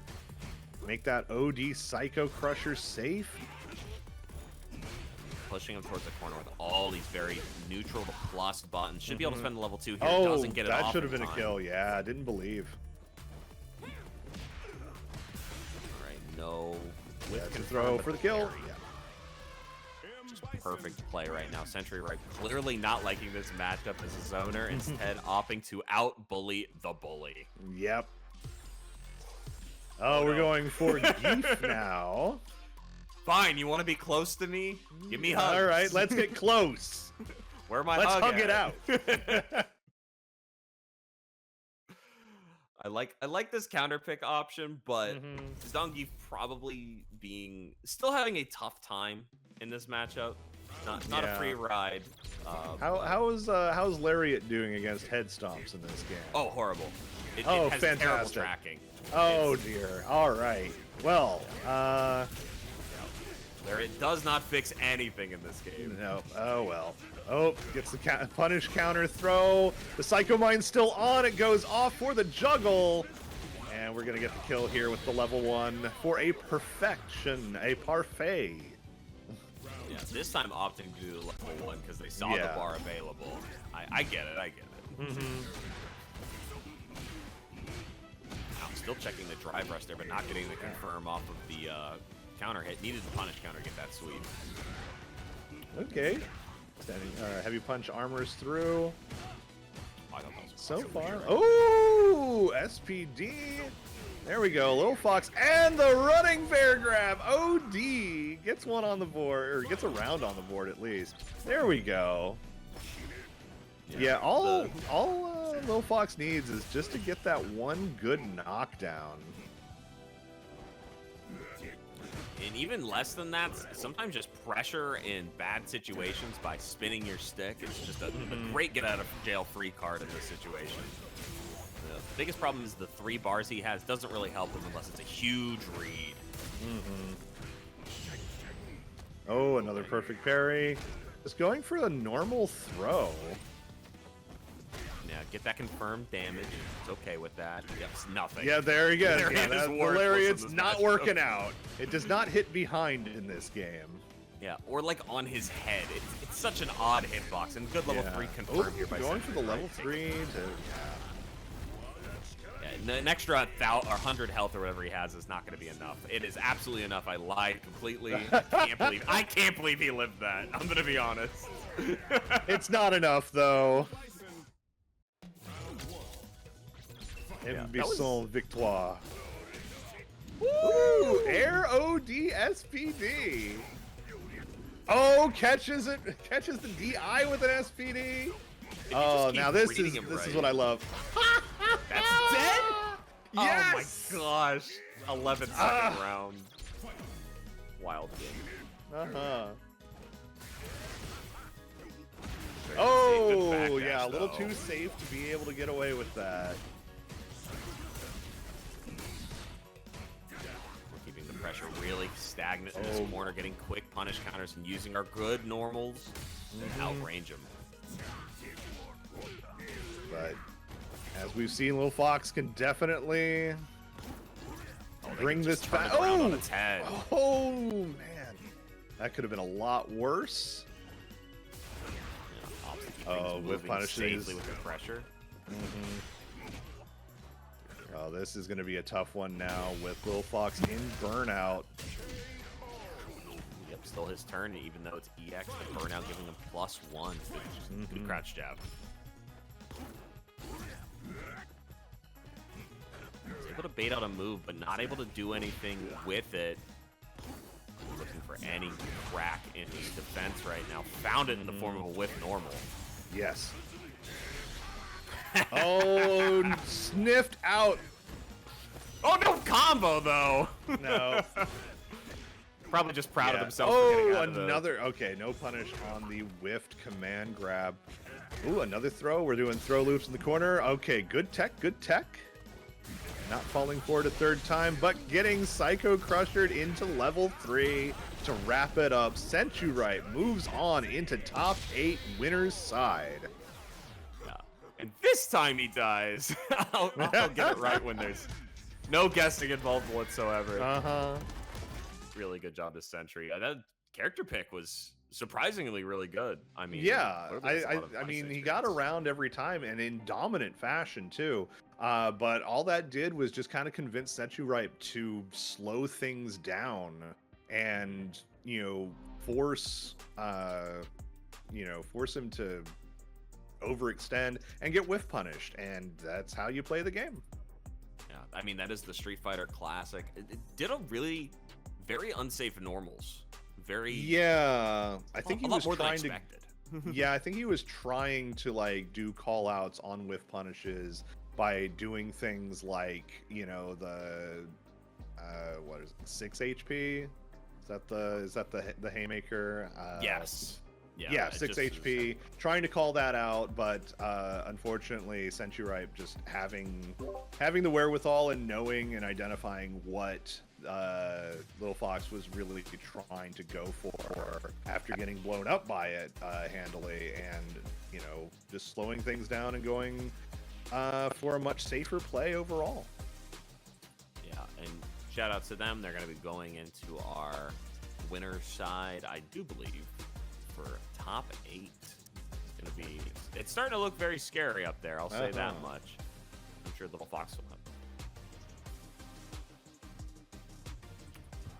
Okay. All right, so we're going to take a break here for a few minutes and then come back in and do top 6 for this tournament. So stay tuned for that. We'll be back in about 5 minutes, and I hope to see you there. Hello and welcome back after that quick 5-minute break for our top 6 over at VORTEX Gallery Online. We've had a ton of wild matches ranging from beginners taking on top-level players to 2 top-level players, duking it out, showing us some real talented stuff. And frankly, I couldn't be more excited to see what top 6 has left for us. How you doing, POS? Oh, I am doing pretty great. Yeah, we've got a top 6 for the ages ahead of us. I mean, we've seen some very strong players. The cream of the crop. The cream of the crop. Ready to go here. We're gonna see some matchup repeats here too. We've got KX Genocide versus Sentryripe, which is another potential Cammy versus JP. Edris with that Ed that has been doing absolute work. We haven't seen AKA Jones on stream yet, so I'm very excited for that. But down in losers too, we've got Onirashu versus Lil Fox, and Zabinov versus King Jaro. All of whom have done, great work so far here on stream. So it's actually, this is going to be a lot of fun. No, we were setting ourselves up for a very solid top 8, and we're only going to be watching our top 6 here so we can keep things moving, keep your guys' day going along nicely, as well as hopefully show you just some of the best play that these regions have to offer. We got our first representative for Great Britain, aka Jones. That makes sense.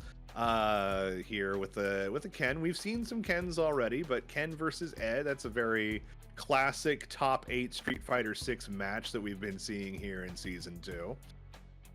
Yeah, both characters really representing very strong options. Ed kind of that mid-range, and Ken kind of the rush down, blow up, corner pressure monster that this game really loves to show off how good that is. Yes, absolutely. Also, hey, Kellyanne, welcome to the chat. Great seeing you over in here in Street Fighter 6 land. Pleasure to have faces out coming for the modern games. Seeing what hey, Sam Show's still modern. It's 2019 is modern. It absolutely ish. No, it takes up our SNK modern slot instead of yes, King of Fighters 15, and it infuriates me just a little bit because I just want them both on there. I know. But as the resident Sam Show guy, I'm glad to see it still kicking. I'm glad we're back. Without a doubt, nor a question. But these guys are going to be showing off when fist meets fate. Ooh, good perfect parry from Edris. Reset on the damage as well. Do you think Edris took their name because they play Ed, or do you think they play Ed because their name is Edris, or do you think it's just a happy coincidence?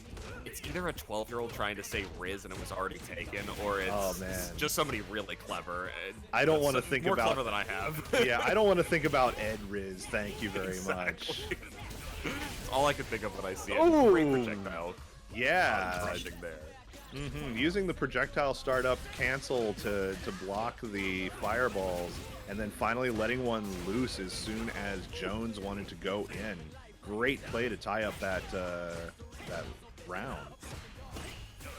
Taking some very smart options so far, but Jones really hasn't found a foot to get started on. Just very straight hits, but good conversions on him so far. Yeah, there we go. Gets the burnout, backs up to get the DP for the attempt at jumping over. Another DP. This is Edris is kind of having his options shut down now that he's in burnout. And there we go, Jones. Really showing what for. There was a lot of lack of respect once they got their options down. Edris is going to need to play a little more patient, a little more reactive. Oh, there we go. Good whiff punish there. Oh, wow. Spending it? Yeah. Okay. Yeah. Get the life lead. Take out some of their drive. Get yourself back up to full. I don't want to see. It's a great advantage to take. Yeah, and oh my gosh. Prove me wrong immediately. I always get nervous when CA is available on the deck of the other person. I'm like, such a big swing available. Yeah. Calculated. Ready to go. Except for getting some quick light strings, taking it towards the corner. Yeah, just let it rip. Wake up EXDP. Always a classic. There we go. Delays the wake up. Throw to bait. Oh, okay. All right. Yeah, this is that classic. This is that same situation that Edris was in the second round of the last game, going into burnout, and then Jones just showing no fear. Oh, there we go. When in doubt, mash it out. Get that level 1 reversal. Blows up the DI. Gets out of burnout. If we get trapped into that situation again, which we won't see, we don't have any more meter for it. Good dash up and grab there from Jones. Checking away with the lights, trying trying to find a gap here, getting tossed towards the corner. Oh, baited. Ooh. A lot of really solid play right now from Edris. Needs to keep it up. Wow, arrogant sweep. Got away with some murder there. Moving here. Oh man, that shimmy. Ken has so much corner carry that it's frankly infuriating. I don't think that Heavy Tatsu should do that. High scrub quotes. You wouldn't be alone in that. I wouldn't be alone. I think. Ironically, though, we've been seeing Edris constantly getting really good corner carry using his stance cancel, dashing forward on knockdown. It's not Ken level, but it's not Ken level, but it's still. Yeah, I mean, having corner carry is good. I don't know. I don't like the back hitbox of the Tatsu doing the carry. Oh my God, Edris! My goodness, dude, you need to calm down. Is showing out with the combo videos, mid-tournament set, really optimal stuff, and great for me Chad, to name clip too. that. We need to get these VGO clips on deck. And Edris is fishing for it, as well as victories right now, going up 2-0 in this set, and Jones running it back immediately. Okay, that's a punish there. It's the burnout, and then another. It's not. It's actually been really good. It's the lock version where it combos into the DDI instead of giving them the wall splat. Yeah, a very interesting option.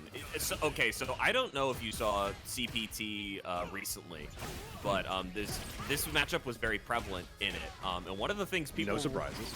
Yeah, Tokido was doing in the matchup that was very interesting is, as Ken, he would heavy Tatsu in neutral to actually crush that whip. And we haven't seen that very much. Oh, in this match.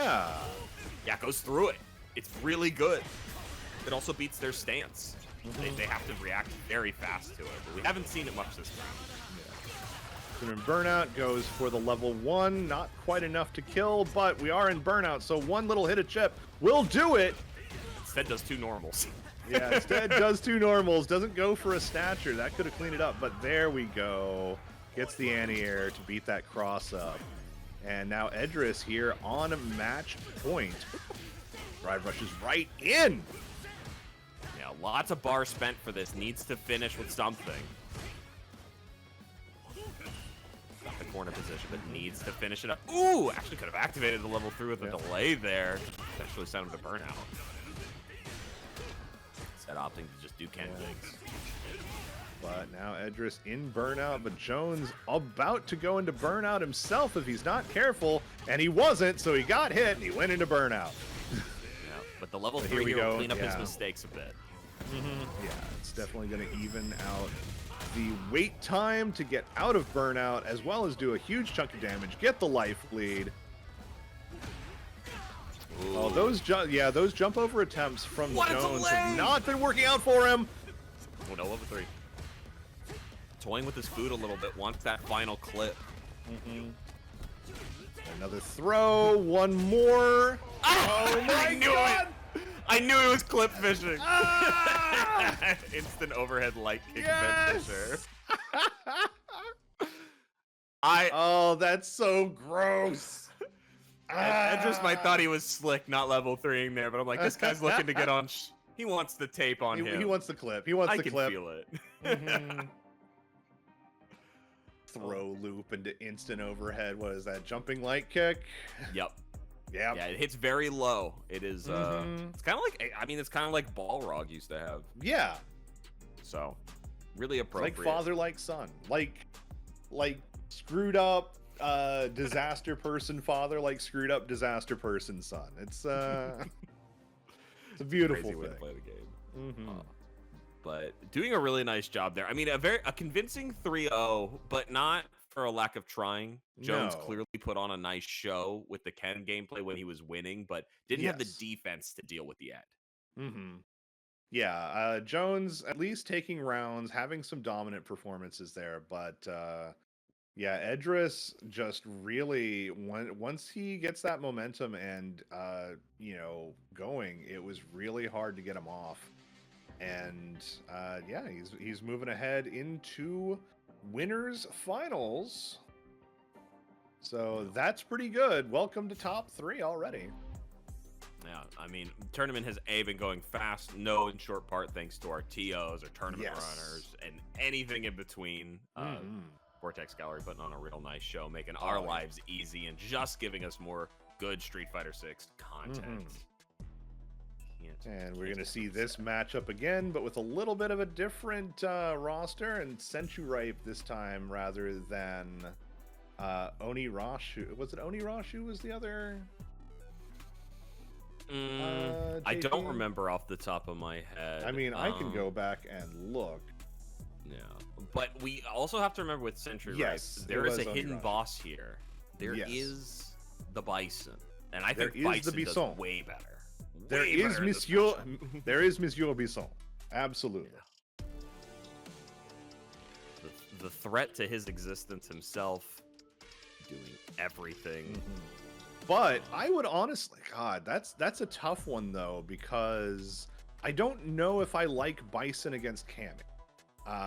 Because Bison's one weakness that he really has is the lack of reversal options, which Cammy can absolutely take advantage of, especially with a very aggressive Cammy like KX Genocide.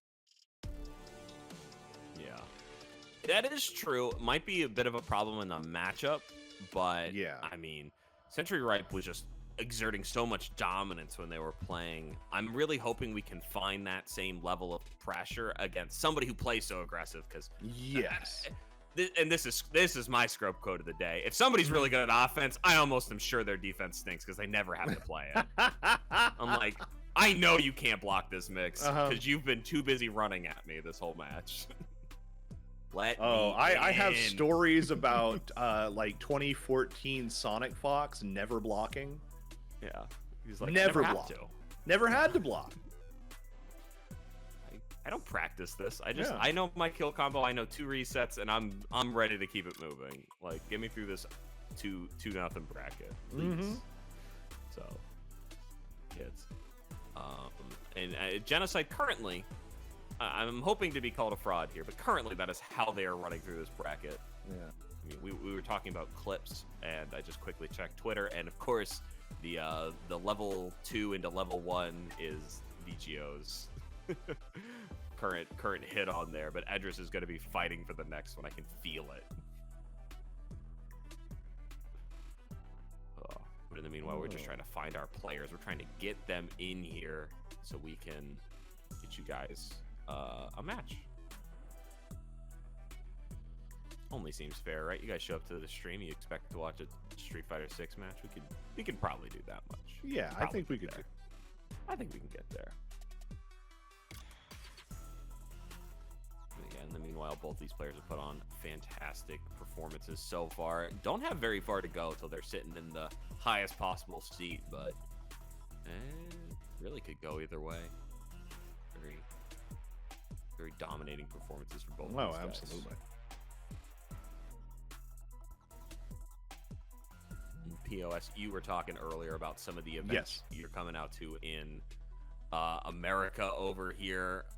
What's the next big one for you? Is it also next CEO big Taco? one? I will probably I'm doing my best to make sure that I make my appearance at CEO Taco. We'll see what I'll be doing over there. If anything, I may just be hanging out for the weekend. We don't know. But I am very excited. They do have Skullgirls there. They've got SF6. Got a lot of great games down in Orlando. And if there's ever a great time weather-wise to be in Florida, it's actually the middle of December. Highly recommend. December, January, February, come hang out with us. Florida's a lot nicer. You will, yeah. At the very least, the weather won't kill you. And Orlando's great. It's a vacation destination through and through. It's designed to be the most safely visitable city in Florida. Yeah, we're not doing this Daytona crap anymore. Yeah, obviously CEO this year also going to be in Orlando now. Yes, so. Excited about that. Very excited about next CEO 2025 getting to head down there. I will say, I mean, the venue in Daytona, magnifique. It was fantastic. Oh, beautiful. It's everything else. Yeah, as soon as you just walk outside, it's just like, oh no. Yeah, not the most favorite area. So if that was ever a detractor to coming down to Orlando, please know Orlando, it is gone. Yeah, Orlando's great. Disney owns Orlando, which is its own problem, but at the very least, like, you know, at least the Confederacy isn't alive and well there. Exactly. Is all I gotta say. Yeah, get away with some nice stuff here. But anyways, we are going with Bison. Yeah, it's kind of a hard choice with Cammy, because trying to play JP against Cammy is scary, because once Cammy's in, she's staying on you. But the same is true with Bison in this game. Again, as we were talking about earlier, Bison's reversal options, his offense is fantastic. His defense is a little lacking. So, smothering this character is the best way to take him down, and I think Genocide is going to show that off. If you're struggling with this matchup, this might be your go-to tape to watch. Yeah, absolutely. Oh my god, Drive Rush is in. We're going to be able to clean that one up. Easy peasy, lemon squeezy. I love that. Positive. Thank you, Zavino, for the quick party one raid. Appreciate you. Thank you, Zavino. Through here right now. All right, Genocide trying not to get cornered again, but this level 2 is going to take him right in. That was cheeky. Yeah, it definitely looked like it could have been already in burnout. This is going to be the OD kicks, the OD hooligan kick. What a sequence! Oh my gosh. Oh, what is this? What? Oh, no, whoa, hey, what are we doing here? This is just Bison on, like, not steroids. Wait a minute, what are we doing? Another character sitting over in Masters. Sentry about to show off the knowledge checks. What do we got? This is a funny one. Central Florida does have a very prominent Bison, or a prominent Honda. I should say. And so going straight into the buzz. Yeah. No, we got to show off all the special moves. Stood up for that interaction. Oh, this is already Genocide. Not taking any time to mess around or feel this out. Just going straight for it. We're gonna OD. Try to get out, but okay, no punish there. But we are gonna be able to kill. He goes for that 5 frame instead of their 4. You're gonna get no punishment for it, but Sentry Gripe needs to do something very different here. Not sure if that's worth it for the meter right now, since they've been taking so much pressure. Oh, there we go. Oh, that's going to be a nice punish for Prey. Oh, empty. Wait! Yeah, Sentry Right managing to get get the OD. Oh my gosh! OD Oicho throw. Let's go. That was a lot of damage. I knew it was punish counter, but I thought she was at least okay for another second. No. Wow. Okay, we're gonna go for the level 3. Just get the damage here. Try to put Sentry Ripe on the back foot, but we're just gonna disrespect. You can't spell disrespect without DI, baby.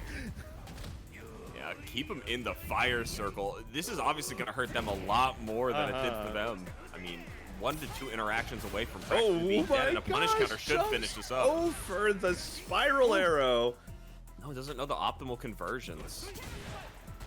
Is going to be the problem of potentially being your tertiary character. Yeah. You're going to build a level 1 off of this. Yeah. And there we go. Geno getting... Oh, and another throw. This is getting close again. Jab, jab, jab, and takes it. Oh my gosh, what a comeback from Genocide. Yeah. Centropy really played well but didn't have certain combo conversions to optimize the damage. And when you're playing a lower tier, quote-unquote, character, like, you need those. One of the things Honda definitely has going for him is insane amounts of damage off of very weird conversions. I mean, Genocide currently in burnout, but not in the corner, instead of exerting the pressure. Nice, perfect parry. Gets to throw into the corner.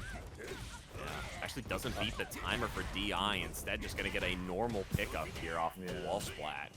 It's fine, though. It's still good damage, but yeah, then we go just OD DPing out, and still with the life lead. Oh, man. Okay, if they would have DP'd that one, though, I'd have let it slide. Oh. Scary, scary, scary, but there we go. Nice, nice placement on the drive rush low from Genocide. Good pickup here with the heavy punch, getting maximum damage for their punishment. A quick pickup here to take it to the corner. We are on set point here in our winner semi side. It's gone by so fast. Genocide clearly just a monster. Their pressure. Out. Yeah, this is no fear at this point. Just go in. That was meaty. Did we play patient? Oh, we did. Yeah. Level 3. Level 3 now. Oh no! Yeah, nice that chase down. Oh yeah, goes for that. Oh, the buffer. Yeah, God, Genocide takes it 3-0. Honestly, though, that switch to Honda was the right call. It was a good surprise, but yeah, like you were saying, though, it was just a lack of like having like the really optimal conversions to be able to pick up a lot of those potential kill situations. Yeah, for sure. I mean, that was a dead character if he optimized the meter usage and knew the confirm. Which is also, I hate to be like mean because I wouldn't hit it, but it's a very simple confirm, I got nothing. Yeah, it's drive rush forward, heavy punch into double dash, heavy punch again, and then do the exact combo he did. Yeah. But 2 extra hits exactly what Sue did. Yeah. So, but I understand that it's always fearful to put yourself in burnout in situations where you're not comfortable if it will kill, but you know, that's why playing your third character in tournaments sometimes is not always great. And some of the adjustments were phenomenal, right? Right. Oh, absolutely. Like it got close a few times there, and honestly, I think the reason being is just you know, having a bit more options in terms of like reversals, armored hits, EX headbutt, that sort of thing, to try and get out of jail that Bison and JP don't quite have to the same extent. Nice. And it looks like we've gotten through this first little tidbit of the bracket, with winner semis being both shown on here, with it being Genocide versus Edris, but also on the loser side, which we didn't get to watch, was Onirashu and Zabinov, right? Zabinov? I feel like it's Zabinov. I like that better. Unfortunately, our Fox is gonna be rushed out of the bracket, and the King modern Jaro has been dethroned. Yeah. We got mirror matches on the bottom. You see that? Ken JP. Oh God, Ken. Back to back. It's going to be a very fun-looking top 8 bracket or placement image that we're going to put out at the end of this. Very Street Fighter 6. Oh, they've played against each other before at. I'm assuming. December 16th. Jones taking it over Oni. That is so cool that we have access to that data. VGO really did a nice job looking at all this new Start.gg like open source stuff. And these are really nice features. But we'll see if we see a repeat here. Jones obviously did really nice in his matchup, but kind of got outclassed in potentially just knowing the matchup. Yeah. Really felt at a loss with the Ed. But Oni has won the Summer Camp Classic. I mean, I love that one. I want to know who the second place person at SFF Summer Camp was. Oh, that was Mena Arty. Don't worry. Yeah, absolutely. It's like I would do that sometimes, where I'd make like a start to GG bracket for our like 4-person like local, like we're like having a sleepover or something, and just I'm like, hey, like we're doing Street Fighter 6. Let's do a round robin or something. Let's do a round robin. Let's have this permanently enshrined on Start GG. Pump up those numbers. Get us some good seating over here, you know? I love it, but yeah, very good. And then obviously Jones, I really don't think we got to see the potential of this player yet. We saw him a little too late into the bracket coming into winner semis, but now we get a good chance. I have a funny feeling we're going to see this guy run potentially all the way to loser semis. So. I think so. I think 30th seed might be a little deceptive here for our friend Joan, based on their results, including against Oni, although that was nearly a year ago. Times change. Yeah, I'm like, game was out, but gosh, yeah, it was pretty darn new at that point, right? There are a lot of people out there that I would have beaten a year ago that could absolutely destroy me now. So, we'll see. We'll find out how they've grown. I mean, clearly, probably still playing the same characters they had at the beginning. Not too much change there. Yeah. But. All right. Vortex Gallery is proudly partnered with Matcherino to provide community prize pools for over 100 tournaments. Contribute to the pot of your favorite games today, completely free, by visiting Matcherino.com/VG on 24. How's the Matcherino doing right now? That's a good question. I'm pulling it up right at the moment. We are up to $105 for our contestants. We've got 30 of 50 codes remaining. Yeah, I'm about to have 29 because, as I said earlier, I'm going in here with my code. There we go. Pulling up the easiest thing of my life. I'm even signing in with my Google account to just. I didn't even have to make an account with Matcherino. It takes no time at all. It doesn't. Please do it. If you've ever watched an online bracket, you know they're there. So. Yes. We have the Vortex Gallery online t-shirts that help support our TOs, the production quality that you're currently seeing here today, as well as many other things that go into putting on so many events and tournaments all across the world. Yes. You could not potentially be reaching out to a better group to give your support, and in return, you get a very comfortable t-shirt, which I hope you've seen me wearing. And yeah, frankly, it's just... they work with artists, they do a nice job, and Vortex Gallery is going to be, it's still blowing up, it's still doing a great job of getting around, so get the merch while it's hot. Oh, absolutely. Also, Vortex Gallery returns offline to Frosty Faustings January 23rd through January 26th. Bring your own mix of 4 days of community at Frosty Fausting 17. Stay tuned to the @FrostyFaustings official social media account for updates. Great tournament. We were discussing this before. Frosty Faustings does a great job every year of being kind of the first big major out of the gate that everybody wants to pile into, and partnering with Vortex Gallery, who have been doing such a great job with these community-driven tournaments.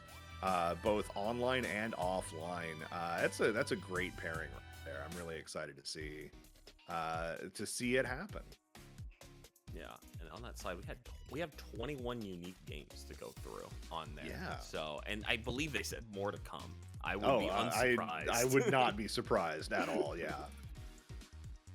If there's somebody willing to run a game to bring a setup, it'll probably end up on there. Oh man!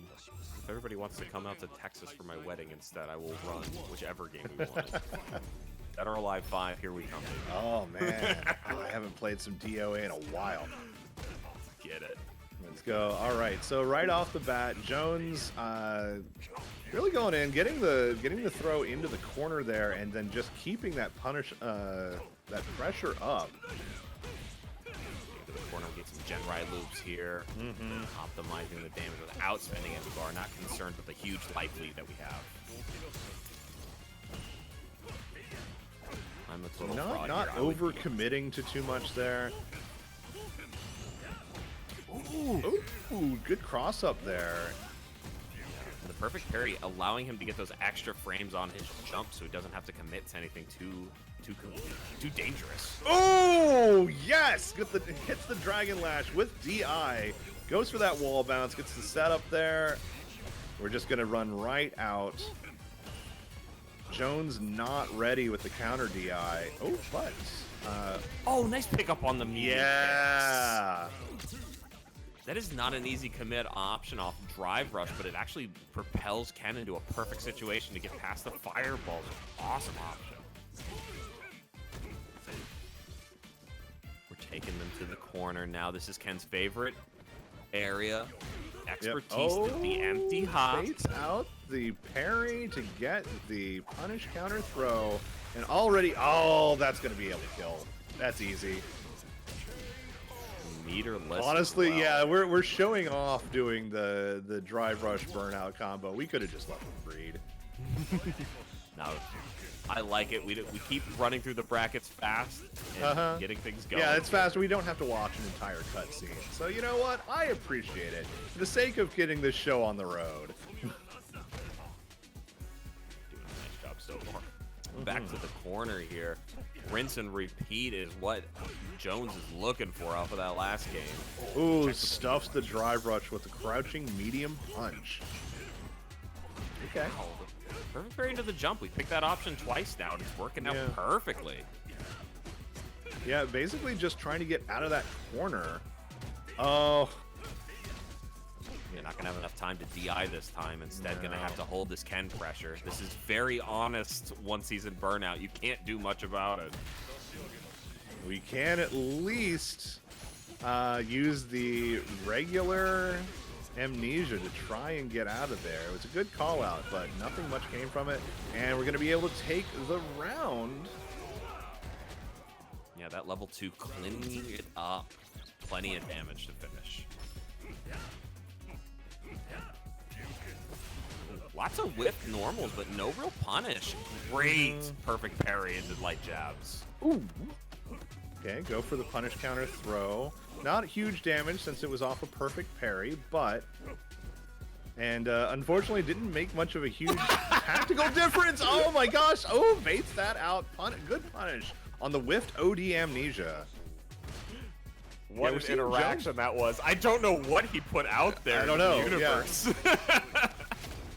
All right, going for the level 3 here. It's going to be real close to burnout. I don't know if it's going to. No, just a hair's breadth off. Yeah, should be able to zone this out, but the jumping is currently just making Rashu way too nervous. Does not want to commit to any anti-airs or anything. Just let this Ken run away with it, but a punish counter into there we go. That'll kill. Yeah. And there we go, seeing signs of life from Onirashu. Yeah, frankly, if we just clean up the anti-airs, crouching heavy punch has been fixed. We could use that button again. Yes. Yeah, it's an anti-air again. It's fine. You're good. He needed it. He actually did. Just kind of. Things got a little dire at the start of Season 2. The medium kick Dragon Lash to get through the fireball pressure. Jones picking very creative options to get past this JP wall. Oh, yeah, just tries to hit a button a little bit too late. Are we going to be able to go, into the level 3 to get the game and move on to game 3? I was so nervous off of the double light starter, but no, cleans it up, is completely fine. It was much too low. Good calculations by Jones.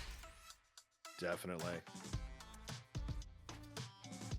And Onirashi may be thinking about going back to the menu, even just to give themselves a second. We did see this earlier when they were struggling against Genocide.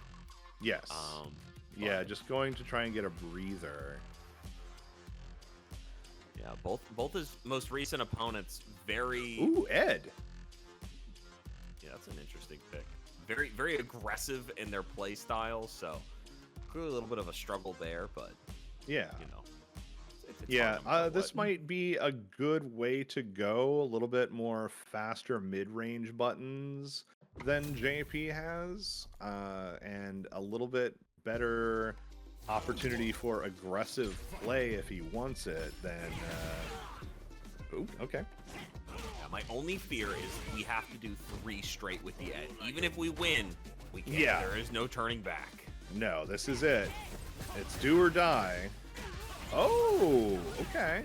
Uses the slew fireball with the drive rush follow-up. Currently, Jones still showing off why Ken is so strong. Lots of light confirms. Keeping things fast, keeping it aggressive.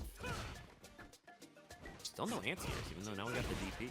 Yeah, that's definitely been a thing that I've been noticing about Oni is the anti-air game is a little underperforming. He did not, but confidence. You know, yeah, we're feeling it. We are on match point. This is a stay alive tournament, one of the first in losers that we've done. Fighting for their life, Onirashu in the corner. Lots of meter to go off of, but considering this is a tertiary, I'm assuming we're not going to see too many full level 2 combos here. Yeah. Full desyncs and such. Oh no, gonna get picked up for a bunch here.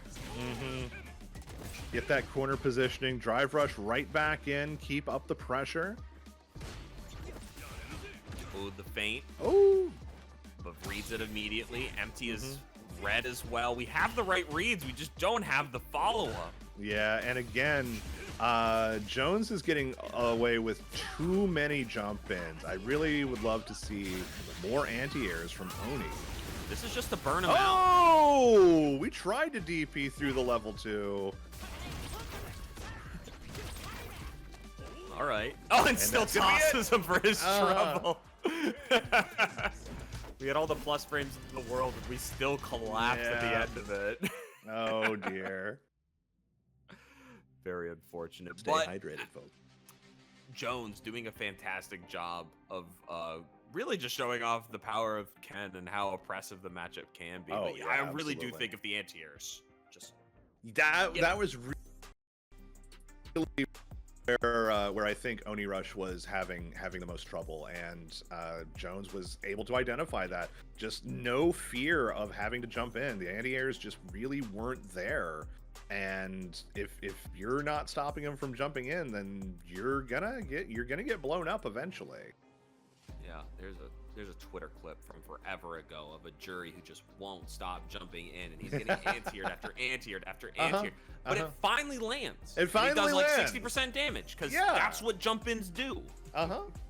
It's a big jumping heavy kick or a medium kick into a starter. It's like, that's damage. Yeah, and you don't want that happening to you. You gotta get consistent anti-airs. And especially on a character like Ed or JP, quite frankly, that both have these very strong normal anti-airs. You do not have to commit to a DP to keep them out of the skies.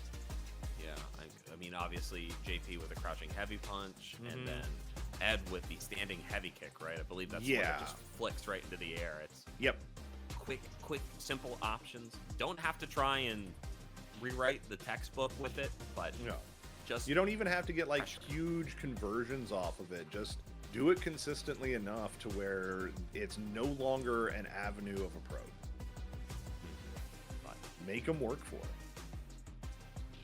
But regardless, Jones going to keep moving on. I'm sure thrilled with that set. Clearly picked a lot of great options and is going to keep rolling into potentially seeing if their next set is going to be the mirror or another JP. Sentry we have seen Sue break out Bison already in the last 2 games. At this point, I'm honestly wondering if we should be using the JP portrait or if we should just go with a bison portrait for Century Ripe. Yeah, if I'm not mistaken, it's the character Daisel. Oh no, that Wolf has got pure access to it. We love that. Now we're talking. Now once we do this, watch them go for JP. No, now they're gonna go Ed just because it'd be funny at this point. But regardless of who they pick, Century Ripe has been putting on a slew of different characters and showing off a lot of strengths. Loves the Bruiser archetype, but also is, you know, pretty adept at keeping that spacing game. Yeah. I think we should be able to potentially get off Zabinov. I really feel like it's Zabinov. Yeah. The problem is my brain hasn't registered that's how you say it yet, so it's I'm never gonna get it right. But our Ken player here has got their work cut out for them going into this bracket. Has made it quite far. Lots of 3-1s, in fact. My goodness. So not getting through any of their matches cleanly except for a DQ, but still here. Still, yeah, 3-1's not bad though. I'll always take a 3-1 at the... But has the work cut out for him against probably the person we've seen the most on stream so far today with Century Ripe. Yeah. A lot of talent in this player. I'd be very nervous to go up against them, and I feel okay. It's Guile. Guile. That's it. I quit. Yeah. Going back to Skullgirls. I can't deal with this. Yeah.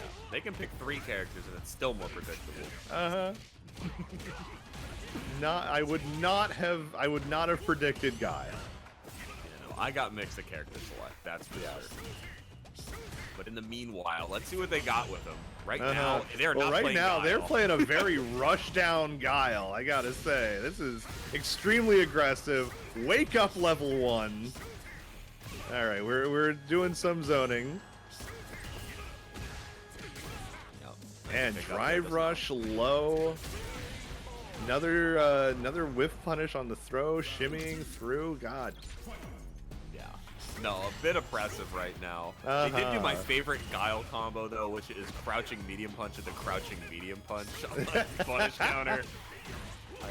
I will always make fun of devs for making that an actual combo in this game. Oh, there we go. Drive rush overhead. Wow. Now nice this Guile corner pressure is disgusting. It's wrong. How are you getting zoned out in the corner? This ain't right. I don't agree. Wow. Century put on a small clinic. I definitely got some good notes out of that, but I wasn't expecting the performance to be so short. Yeah. A lot of great setup right now between the traps and variations on fireball timing. Really complex set going on here with a lot of layers, but a lot of it could be helped if Zabinov just wants to get in there and start their Ken pressure and get an opportunity to do so right now. There we go. And as you can see, Zabinov, hey, there we go. Nice punish counter. And this is going to be a big punish. Oh, you could have killed. Yeah, we can't be dropping those. You could have killed. Not in top 8. No, now you're going to get exploded because you just made the same mistake. Ooh, no level 1 finisher at the end of that, but it's and a throw. Reset. We got one more in us. Oh, we just go for the chip. And it wasn't even a chip. We actually woke up with a button. Yeah. Go down swinging. Counter hit, going for some sort of, I want to say frustration button. Oh, nice shimmy back dash on wake up. Doesn't get a punish for it, but still avoids the throw. Oh! Yeah, we do need to optimize that for damage. There is plenty of follow-up on drive rush forward heavy punch that we can get there. Opting not to do that is leaving precious damage and better yet, your own drive meter on the table. Good empty jump, but doesn't opt for the throw, instead resetting off of lights. Yeah, I think Zabinov with that empty jump was hoping to try and go for to like bait out a parry and then get the punish counter off of it, but Sentry Ripe didn't quite fall for it, but Zabinov managed to get the round. Yeah, had to spend 2 bars, though. Maybe could have done it in 1, but I agree. I don't like leaving those things up to chance. And now we get to see a chance of Ken corner pressure yet again. One more throw. Nope, we're going to try to shimmy out. Sentry Ripe not falling for it, but still stuck in that corner. Please kill this time. There. No! Not the double up. Oh, come Zabinov. Zabinov, you're breaking my heart. Still putting themselves in a really solid position here with the life lead, though. Should be just a light kick away from finishing this. There it is. Yeah, there we go. That does hurt, though. I hate missing it twice. Oh man, yeah, that could have at least spend the bar, you know, just. Yeah, I'm sure they were thinking about it as they were getting into that final hit, but they just, you know. Slip of the finger. I mean, it's easy to talk when I'm sitting here, you know, with a microphone in front of me, not being the one playing the game. A million things can go wrong. You know, you may go for the safe autopilot thinking that that's just going to be enough damage. Or, you know, maybe you did try to go for it, and SF6's input reader said no. Regardless, we have to keep going forward, and the best way Sentry Ripe has thought to do that today is switching back to the JP. The portrait we took away from them. The portrait we took away, proving us wrong, keeping us guessing. Okay, that's an interesting option. I've never seen a nice perfect parry there. Just goes for the sweep to get the setup. I like it. Oh, the overhead after the teleport? Sentry Ripe, mixing it up. Oh, there we go. Honestly, that was a great read from Zabinov. We saw Sentry Ripe going for, just a little early, baits it out.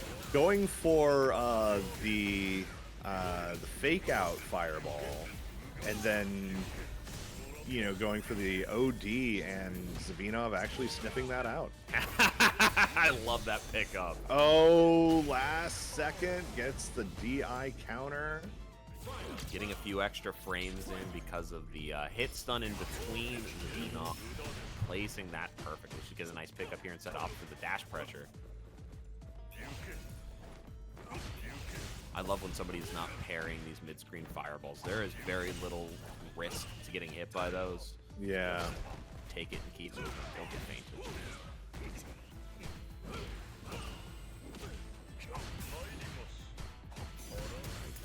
Check here. Ooh, gonna get tossed back to the corner. No, gets a counter hit here. This is gonna do a lot more Shadow damage. Wizard Money Gang. No, taking him all the way to the corner for it as well. Bar setup. Disgusting. Oh my gosh. Yeah, you didn't have to style on the man so hard. Oh my god, just at the very edge to get that standing heavy kick. There you go. That was so cheeky. The sit still and do nothing for the kill. Already had it set up, ready to go. You're loving that. But Zabinov has been putting on a nice display here. Currently has their 1 win. Can no longer go 3-1, but instead can bring this back for a 3-2. Hoping not. There we go. Gets the throw in there. Just fast enough to get the juggle off the second bomb from OD Amnesia. Oh, great anti-air on that teleport mix. Yeah, clearly a labbed and practiced thing, but it did take their life last time. You can kill here. Thank you. Nothing. There we go. Now we're not leaving it to chance. We're getting those kills. We're taking those rounds. Preparing the fireballs like a true master of the craft. Sentry Ripe trying to get in here and finish this quick. Oh my god. All right, we're finally deciding to play some There we Street go. Fighter 6 after like an hour or two of watching. There's some great zoning. Oh, my God, there it is! OD command grab. like mid See a screen teleport here. too. No, we're just gonna go for the zoning. Let the spike happen. Not taking any risks. I think that Zabinov probably was looking for that good perfect parry.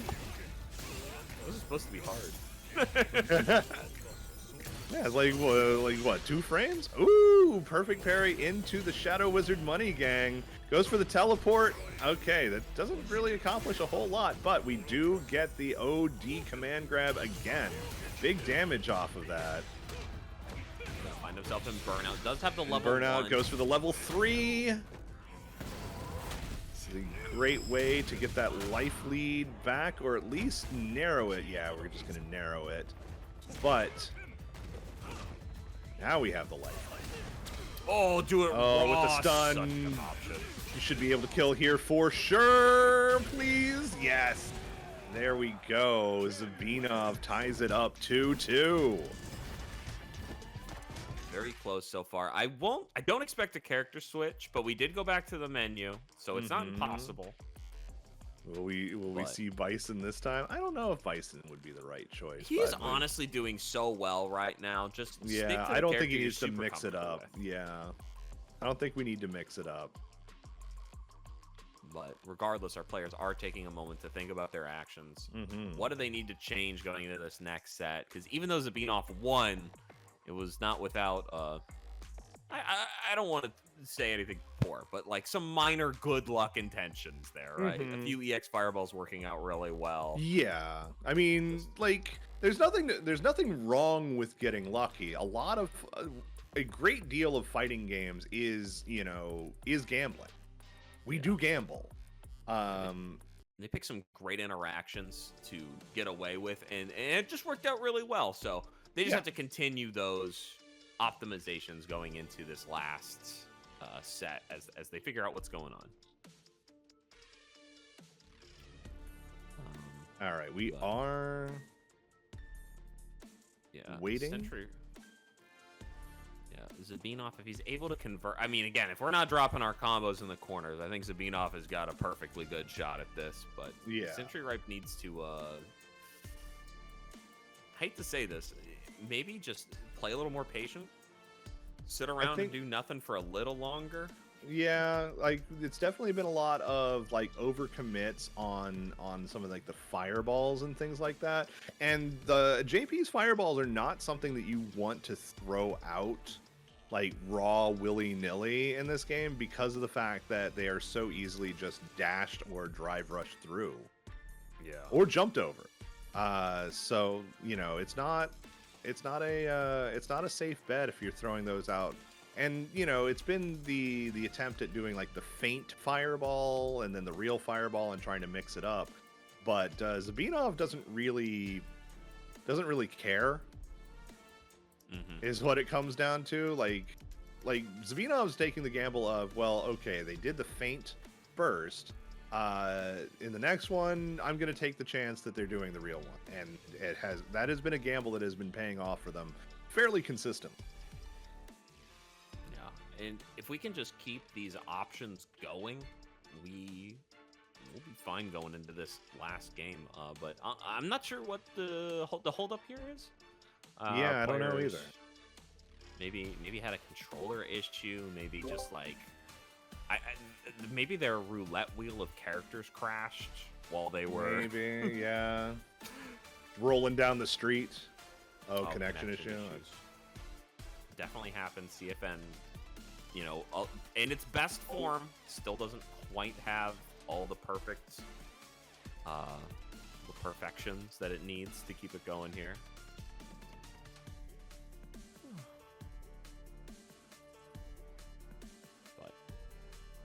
We're hoping they can solve it instead of, RPSing this situation. Connection is always an issue when you sign up for an online tournament. It's something you have to deal with, but it does stink when there is money on the line. I understand. Yep. I'm not sure which group gets paid out, but I mean, farther is always better. So yeah, wouldn't blame. Oh, absolutely. fair as we can. But hey, all I'm saying, if the Wi-Fi ain't working out, man, we need to just get on to the Bison or the Honda and just all right, fine, you asked just for let it rip. Yeah. You can only EXDP roll so back many onto times. this. That's my go-to when the Wi-Fi is not great. You didn't want to play wired. This is what you get, bud. Not my fault. Ugh. Locked in for a while here. This has definitely been a very fun bracket so far. We've still got KX Genocide and Edris up in winners finals that we'll be getting to after this. AKA Jones waiting for the winner of this in losers semis. Yeah, lots of potential good storylines coming up here with mirror matches coming through. Edris, I don't know. Oh, I'm really excited for winners finals. I'm not gonna lie. Been biting me over here. Two of our 3-0s through most of the bracket talent. Like it's, I'm very ready for it. I think Genocide is only 3-0'd. I think Edris ran into a problem. Heck, it might have even been on stream forever ago now. Yeah, I think. Search him down. Let me see. Edris. Nope, Edris has been 3-0 in everyone. Yeah. So we are definitely our two potent top level players of the evening. Finally going to get to match off. Somebody's going to have to ruin their perfect streak, and I'm ready to see who it is. Oh yeah, who's finally getting dunked? Yeah. Somebody's got to. You can't win. I mean, you can win them all, but two people can't win. That's how competitions work. I don't know if you knew that. I honestly didn't. I also forgot to mention Zabinov. The Ken playing right now actually lost to Centripe in pools. So if he brings this back, it will be a hey, I gotcha. That's true. You are correct. Yeah. I forgot about that. I'm not sure I mentioned it. So I mean, they're clearly welcome to Double Jeopardy. Oh, I felt, dude, I played against one of my good buddies yesterday in Marvel, and I double Jeopardied him, and then on Twitter later, it was his birthday, and I just was like, I'm so sorry. It was such a small bracket. I felt so bad. He plays such a hard team, and I'm over here with Captain America, like, ha! 1, 2, 3, 4, baby. I will always play the easy stuff because I'm not learning freaking mag combos. Absolutely not. Was this 3 or 2? Marvel 3. Marvel 3, okay. Ultimate Marvel 3. Yeah. Yeah, no, I was playing. I'm playing the easy stuff over here, and he's got the full top tier team, and I'm like, yeah, I can't do that. I'm sorry. Excuse me, as Rocket Raccoon Pendulum hit you from a mile away, and you didn't see him come out, so. And I get 12 hours to convert, so.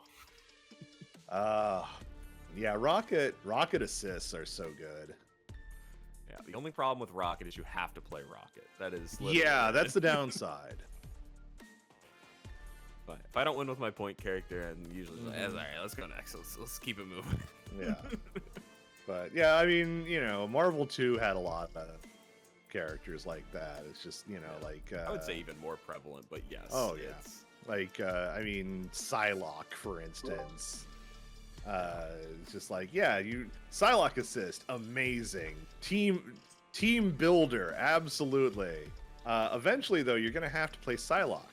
And sorry to interrupt, but because of the situation currently, unfortunately, we have to DQ Zabinov because of the connection to Kuwait unfortunately not being stable enough.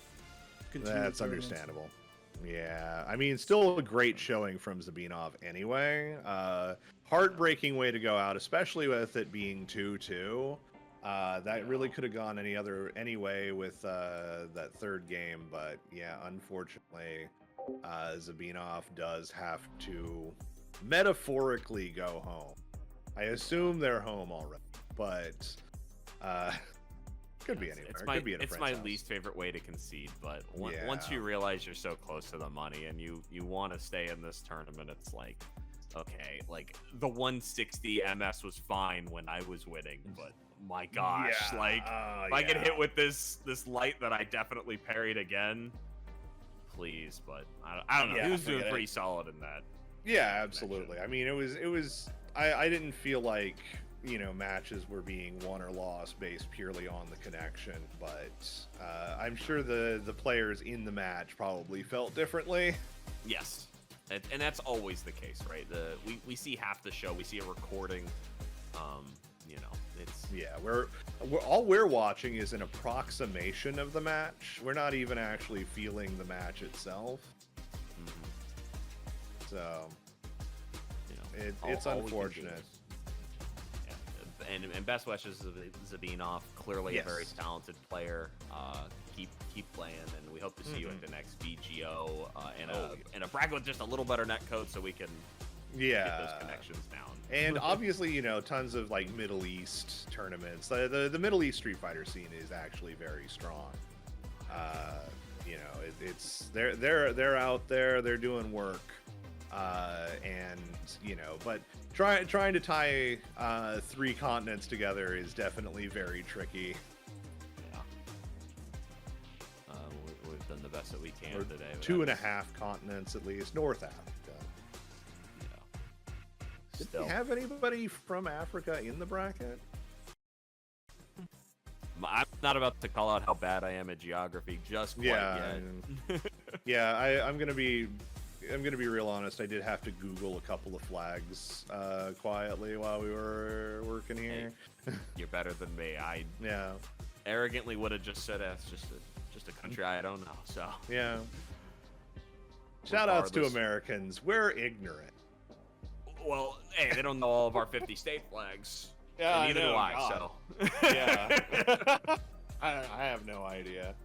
But it's fine. Well, we can look up on one thing coming up here, is we are still going to get to see JP versus Ken with AKA Jones versus Centrite in the loser semis. I'm not sure which one will run first, whether it will be Genocide, Edris, I would say that the tradition is generally winners final first at this point. Yeah, but whoever is available. But this connection should be good. It's they're both, I believe, in Algeria. Yeah. Ooh, look at these recent fights over here. They've been playing each other. Edris has been the one coming out on top pretty consistently, too. We'll see. Genocide's definitely been on a tear, but this could be it for them. Yeah. I don't mean to say this like I'm surprised, but clearly an incredible Ed. I honestly don't think his results speak very well of him. They're quite high in terms of how talented he's already shown off. Oh, and we're going in. Literally, we are going in. Get it here. Such a long-range DP there. Not dealing with any of this rushdown pressure. No. Okay, jumps out of the way of that hooligan. Getting some ground pressure here. Setting up with normals. Stuffing the hooligan too. Getting a little bit of corner pressure there, but having to go into burnout for it. Yeah, can't convert because its ride meter is practically nothing. Yeah, trying to hold on to that. That is definitely safe, especially in burnout. Honestly, that rush punch is such a jump scare.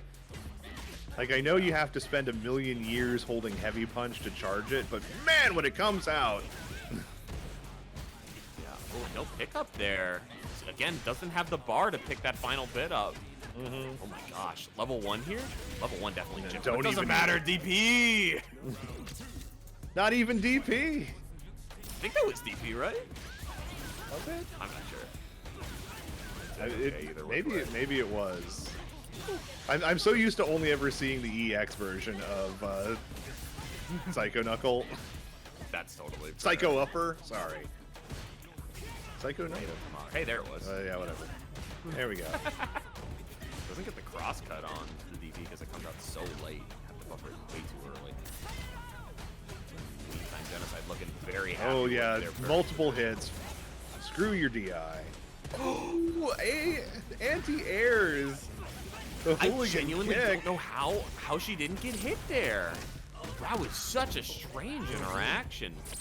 And Edra's going to be very happy with their positioning right now. Putting them in burnout, getting the corner. Oh, but there we go. Goes for the ODDP to finish it out. Takes game 1. And Edris probably hasn't labbed this out, but I actually think there was a good opportunity to do a chip sequence with EX Fireball. Yeah. But that's okay. Still works out. There we go.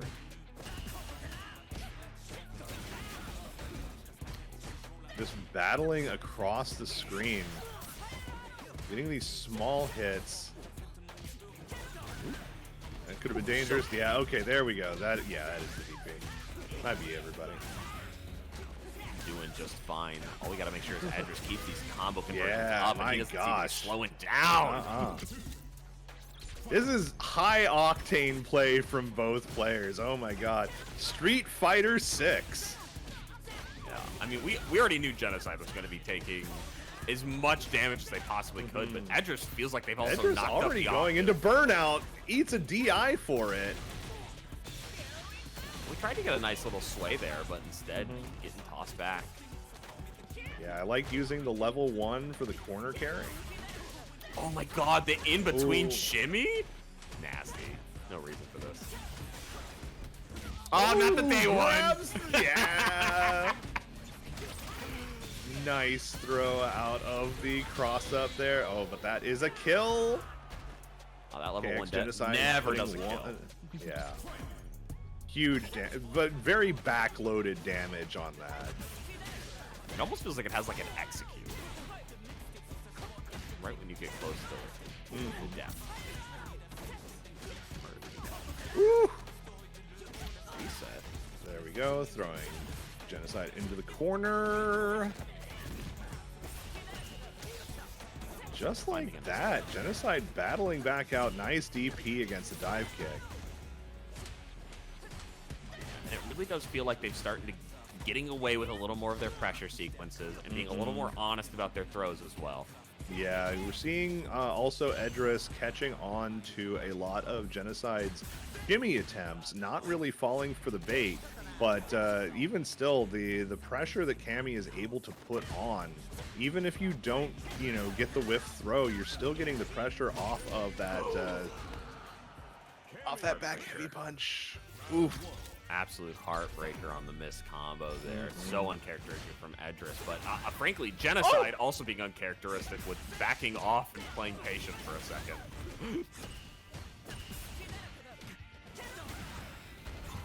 Another DP. I'm checking for modern after this. That's all I'm saying. Such conversions. All it's saying is, just as we were discussing earlier, the importance of having your anti-airs being on point. Edris really showing that so far in this set. Truly has been the decider that has been making him work, but currently and another throw. That Rekka is so important to her game plan. Make you guess high, low, and keep running it. A current set. The first time in the set she has been up. Yes. Just trying to... Just catches the very edge of that DP. That's crazy. Yeah, they pressed a button and DP's gonna stuff it. That is an interesting frame kill. I've not seen that one before. Level 3 here. Very smart option. Going to either be a pixel away from burnout, or we are going to be stuck in it. This will burn out for sure. No, I am stupid. It was a... There we go. That's the burnout. Yeah, I mean, it is almost an immediate thing. And what a great jab there. And a pickup by Genocide. Going up 2-1. Yeah, it can be tough to tell because a lot of supers handle their drive damage differently. Some of them, you know, do it all on the back end. Some of them wear out gradually through the animation. So, you know, it's kind of hard to tell. Yeah, it's like 1.5, but like it can sometimes they get in just a little early, and who knows when it's going up and when it's not. Oh, there's the overhead variation of Rekka. Could put a level 1 here? No, those are the meaty options instead. And Genocide, just like that, going up to match point. Move on into grand finals. Nice run up, punish, counter, throw, gets the snatcher. All right, we're back to the Edge show for a brief moment. And here's out of that hooligan. All right. Yeah, we're just gonna ODDP out of that. Yeah, putting them into the corner. Such a strong DP in this game. Like all of them, super committal, but I can't complain with this. Yeah, the distance that Cammy's ODDP gives you as well makes it you know, a nice safe option, especially just as this will definitely get you out of the corner escape tool. Oh my god, the crouching heavy punch, putting in so much work. Oh my god, we need just one more jab. Are you gonna get it? No, you're not. And KX Genocide, just like that, is gonna take it 3-1, moving on into grand finals. Phenomenal play by Genocide. Really felt the pressure just emanating through the character screen. Got everything they wanted the whole time, and heck, beating the result allegations at the moment, right? Yeah, we're definitely getting one on the board. Finally, it's not entirely in Edris's favor. And yeah, just really cementing just the absolute tear that Genocide has been on in this bracket so far. Edris clearly had a lot left in the tank. We could see it every time they got the opportunity to display their normals and get their options going. But whatever Genocide has been doing to opt for stronger options in neutral, which I really felt like it was the Rekka game. Yeah. With what is that? What is that little ball called? It's I know it's like Cammy's little. I forget what the move is named. But what, the hooligan flip or what? Yes, hooligan flip. Like. It's such a good option for her to use. And I feel like as Cammy has been progressing in the meta, as people figuring out how strong she actually is, it is very powerful to keep that option going. So many variations within a single move that is cancelable at any point. DI safe. I mean, the list goes on. Absolutely. But we are going to hop to a bit of an ad break for a moment here before we go into our losers semifinals. Hey, did you know Vortex Gallery is proudly partnered with Matcherino to provide community prize pools for over 100 tournaments? Contribute to the pot of your favorite games today completely free by visiting matcherino.com/VG on 24. Yeah, we're making a good way through these codes. We have 28 left, a little over half. Let's at least get to half before the next time we have to bother you guys with the Matcherino codes. Yes. I know you guys can do it. We've had plenty of viewers here tonight, and hoping we can get these done so we can get our people paid just those extra dollars. Oh yeah, absolutely. Everybody's put in a great showing. We've got that Vortex Gallery online shop. This is your way to support your VGO tournaments, TOs, and everybody that works to put on a nice performance for your crew. Hopefully you guys have seen me wearing the official t-shirt up at the top left. I love it. It's really comfortable. They do a really nice job with the quality control on these things. And I could not recommend it enough. And you're supporting a really good organization that is, you know, working towards putting old and new games alike at the front stage of very big tournaments, and supporting regions that don't all get the love. I mean, it is. Yeah. Vortex Gallery, it's a very global organization. So oh, absolutely.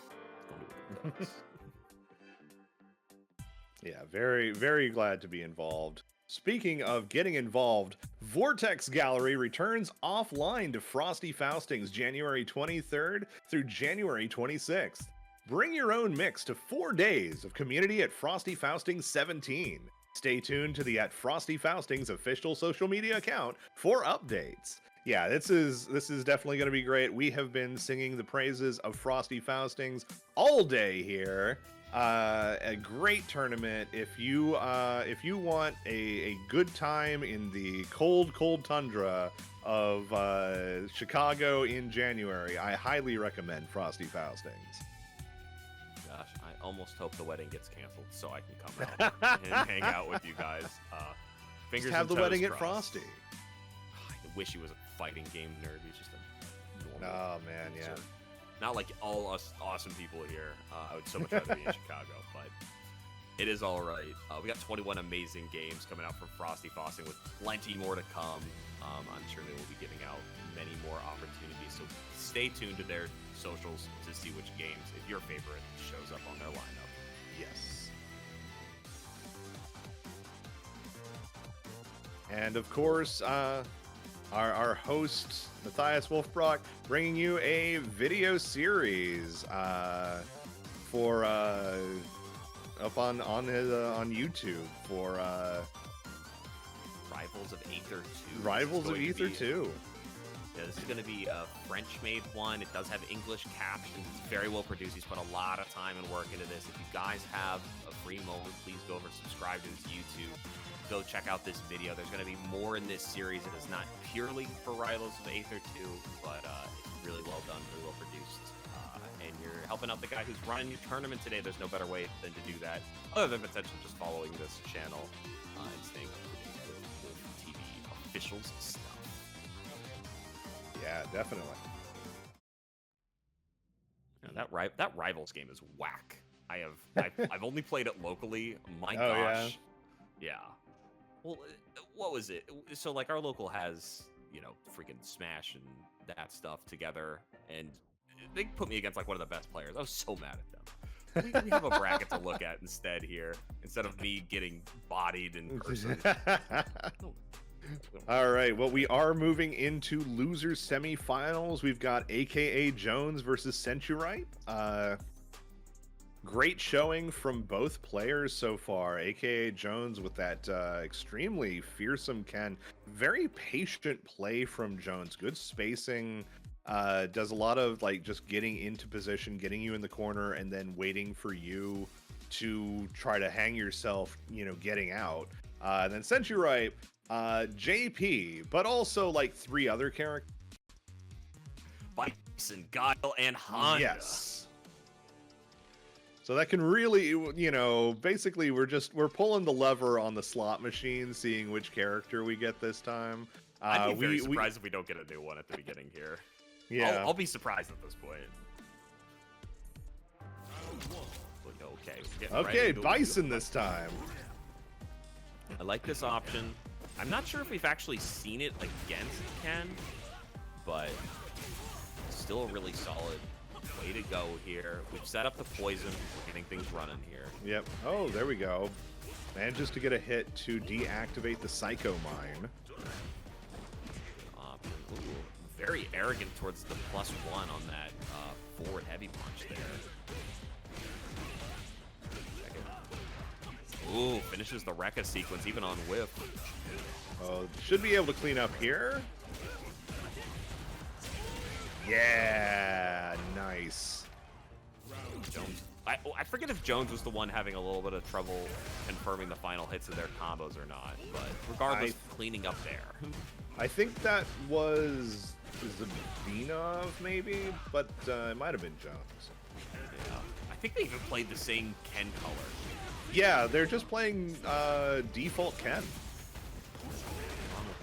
Okay, no. What is this DP All right, punish? what are we doing? What are we doing here? That was definitely not programmed correctly, whatever happened. I will blame Capcom on that one. I think you guys picked a good option. Both of you. Ooh, there we go. Yeah, they spend the bar to drive rush, get the throw. Sometimes you just gotta fundamental it down back to Street Fighter 6, which is drive rush into button, drive rush into throw. Keep running that set. Confirm here, setting up the poison. Gonna see another launch here. Oh no, the still in stun from the throw. Ooh, Psycho Axe, but nothing off of it since it wasn't a counter hit. The back jump there to save the charge, but it's gonna need the rest of this. Easiest level 3 of his life. Sentry Ripe clearly going with the right character this time. Yeah. Just feeling confident.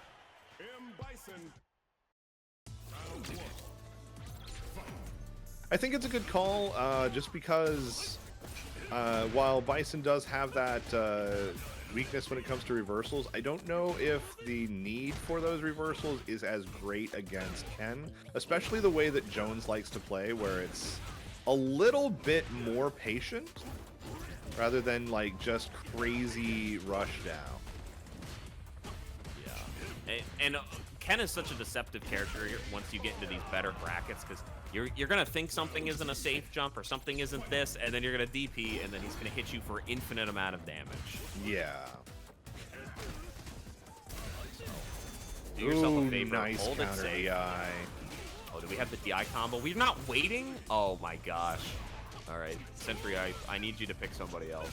I want those cool... Bison has some of the coolest DI combos, and I'm very upset we got the chance, and that was what we got out of it, so... I mean, he did do the starter, so my guess is the dash just didn't come out in time. Probably, yeah. Let's see, here we go for, yep, level 2 here. That should kill. Yeah. It's always deceptive. A lot of level 2s in this game are actually kind of like application supers. Yes. And his could arguably be said with that because it sets up the Psycho on them, but yeah, that's true. Not sure about the damage. A lot of patience there.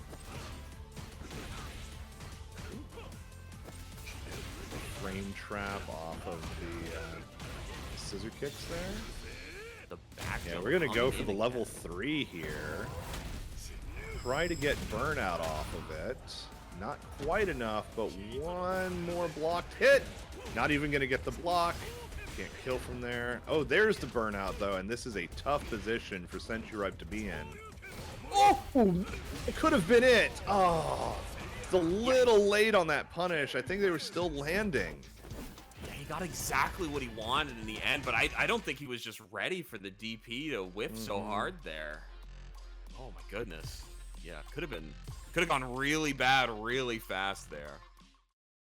Hey, POS, could you hold down comms for 6 seconds? Absolutely, yeah. I took your advice. I've been staying hydrated, and oh my gosh. I'm struggling right now because I've got like a little bit of phlegm that's stuck in there, but we're trying our best. We're on hour 3 here coming up, but Jones, there we go. Okay, Sentry Ripe switching now to JP. We'll see if this was the right call. Right now, Jones is kind of able to be the man without fear. Ooh, nice perfect parry. Oh, into the OD command grab reset. You love to see it, folks. Oh my god, full screen drive rush. The cojones, quite frankly. This is a scary position. Yeah, using the Jinrai kicks. The mix up there to get that last hit to clear out the round. Jones sitting at a good advantage, but here we go. Nice nice bit of spacing there for Sentry Ripe. Gets the teleport in. Yeah, that newly buffed standing medium kick of JP's really gives some good options there in terms of just being able to get a good conversion off of. But yeah, Jones now getting Sentry Ripe into the corner. Sentry Ripe going ahead, using the yeah, get the Shadow Wizard Money Gang going, and into the OD command grab to take the round. This has been an extremely good back and forth this entire set so far. Nobody's been counted out. There we go, beating out the Jinrai kick into the OD Amnesia. Not much to capitalize from off of it, though.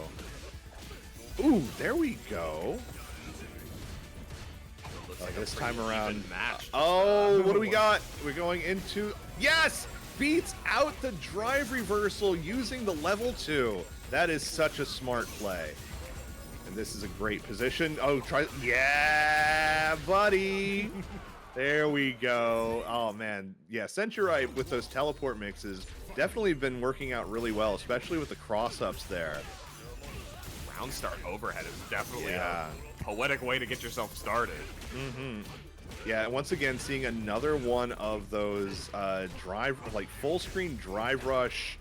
What is it? Standing heavy punch for Ken from Jones there. Punched. Yeah, such a good move on this character. But this time around, Centuripe just finding the right option and again going for it. If it ain't broke, don't fix it. So oh my God, catches the landing again. Had enough time to get the crouching medium punch in between there. That's crazy. Yeah, Centuripe now on a roll, finding out the rhythm here on how to deal with Jones. Not even having to play JP and find the rhythm too is quite a feat. Yeah, JP is so like specifically matchup oriented because every character that has a way to get to him has a different way to get to him. So you really need to know how that character is going to be to approach. I love Aki's approach. It is drive rush medium punch. It is the easiest thing in the world. It should be a cleanup here by Century, right? Yeah, absolutely. And that is a 3-1 for Centuripe, and a pretty quick one at that. They didn't tell me they were gonna go fast before I had to go, okay? I have a script. They keep not listening to it. Those yeah. evil people. Centuripe, you know, that was the character switch forced Jones into a more aggressive posture than they had been taking in previous games, where they really just needed to be going in nonstop, aggression to not get zoned out by JP. And if you're going in too hard against JP and the JP knows what you're going to be trying to do, it's going to be tough for you. You're going to get blown up. And especially if you're going for those Hail Mary full screen drive rush, 5 HPs that Jones was doing repeatedly in that set. Yeah, eventually, a player like Centuripe is going to be able to sniff that out and punish. Yeah, you can't get away with that forever. It does work very effectively in defense. It kind of displaces Ken's body a little bit forward, so he can miss through fireballs and potentially even miss a pillar if it's what's the option to throw him to beat drive rush. But you have to start varying your options in a way that is going to lead to more successes than just slamming your fists into a wall. Yeah, absolutely. And that's a bit of knowing the matchup, right? Yeah. Oh, totally. Just play a couple more JPs, and I'm sure they're going to be in the money in no time, if they're not already. Yes. Frankly, we're getting pretty darn close to the end here. I think we are. We're moving into losers finals. We've just got 2 more matches of this tournament left. I see you turning on the light there. I like the... There we go. I have a TIE Defender with this exact color scheme that you're doing in Star Wars Squadrons. It's actually pretty sick. I like it. So it's the Vortex Gallery colors, right? It's the Vortex Gallery color, yeah. But the problem is, I don't know if you've noticed me looking around my room like a maniac. I have a little button that controls my thing. I don't know what my girlfriend did with it. She must have thrown it into a corner. I can't turn on my light or I'd look way better, but we're going to do the Vortex Gallery colors for right now. You know what? This is nice. I actually dig it. I like the kind of orange red. I feel ominous. With the, I feel like a villain. Oh, yeah. I'm just over here at the at the fair. I've got the crepe stand behind me. You're ready. You've come prepared for the I'm here to international party. play. Yeah, there's a mime over here. He's having a great time. No, they won't really start talking my ear off. Thank you. No, that was a good one. Got me. I wasn't ready for it. Oh, man. But I don't believe these two have met in bracket yet. Edris versus Century Right. I don't believe so, no. Yeah. We do have a very interesting set of play here. Edris clearly kind of... I don't want to say the favorite because Genocide being our #1 seed, but after displaying how much talent they have, clearly been one of, at least the casting's favorites. Oh, absolutely. Been loving what I'm seeing, so I'm not sure how they're going to deal with the man who has been stealing the show all evening. Ooh. Actually understood that they were going to go for the overhead there and Trey's with the medium punch. Ooh. You remember the last time we saw that option happen? Yeah. It was the first game of the day. Oh, yeah, that's right. Ooh, punishes that land. Oh, a little bit too far out for that head stomp. But we are going to get the level 1 here. Put Edris in burnout. This could go either way. Both players now in burnout. The sweep? Oh the rich white girl sweep? Really? On the Dictator. Insane stuff. I'm gonna be honest, there was a lot of situations that could have happened there in Burnout. I was not ready for that one, and neither was Edris. Nice check out of the drive rush pressure there. They're playing like they're on something at the moment. The two sweeps working out so well. Oh, my and God. the slide, the classic. We are. Oh yeah, I'd be sick of this. You'll be so. Yeah, get out of here. That was the most. I'm so sick of this game. I'm playing something else later. Give me second or first. The real strategic play was for Edris to actually take one more hit and then do the wake up level 3. That would have actually won the round. Oh god. There we go. OD Psycho upper for the win. Yeah, gonna be down on their meter gain going into this last round here, but probably still happy that they get a last round. So yes, can't be sad about that. A little more patient play coming out. Some of the charge inputs clearly not working out for Century Right with these instant aerials. Yeah. Ooh, nice punish counter. Quick combo too. Ooh, got the perfect parry. Gonna go ahead, plant a bomb. Ooh, with the throw. Yeah, the bomb detonation makes the Psycho Crusher safe into the level 3. Should get an opportunity to continue play here, but is stuck near the corner in burnout. Yes. There we go. OD Psycho Crusher to take game 1. Very good awareness of what options they have left. Edris really, uncharacteristically, kind of swinging for the fences right Yeah. now. I mean, I don't know. We'll figure out how to commentate this later. This is wild right now. Yeah. We are playing with some passion instead of frame Ooh, dab. ooh.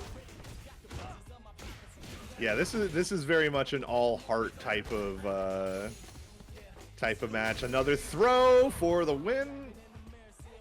That's an interesting situation because like throw is for sure the option that kills, but at the same time, like both players are well aware of that, so gotta check this a little better. Nice this is gonna be yeah, the Psycho Mine juggle into another Psycho Mine. Luckily, Edris was able to get out of that, but yeah, that's a gross setup. That's pretty disgusting. Aki can do the same thing. Yeah. Aki can actually do the same thing with poisons too. So there's a very different level of damage, though. One is passive. One is very active. Well, the Aki's poison can become active damage very quickly. It's true. Oh, wait, are we gonna block this? Yes, we are. Just a slow walk up, threateningly. And Centuripe now 2-0 in this loser's final set. And then definitely looks like the frustrations are getting to Edris, whether it be just his character in general, because I believe Bison is very tilting. It's difficult. Yeah, there's so much momentum that goes on with Bison that, yeah, the emotional aspect. We're seeing a lot of just going for throws. Another throw, yeah. Oh, yeah. That's why we practice, though. We're channeling the anger. That was angry play, but it was focused. It was a directed fury. Because that was like half a dozen throws in a row. That's just the Another throw for the punish counter. Ooh, micro dash at the end there, trying to open them up somehow, but doesn't get it. I'm actually really surprised. Oh, yeah. Oh my gosh, yeah. Only 2 hits on that.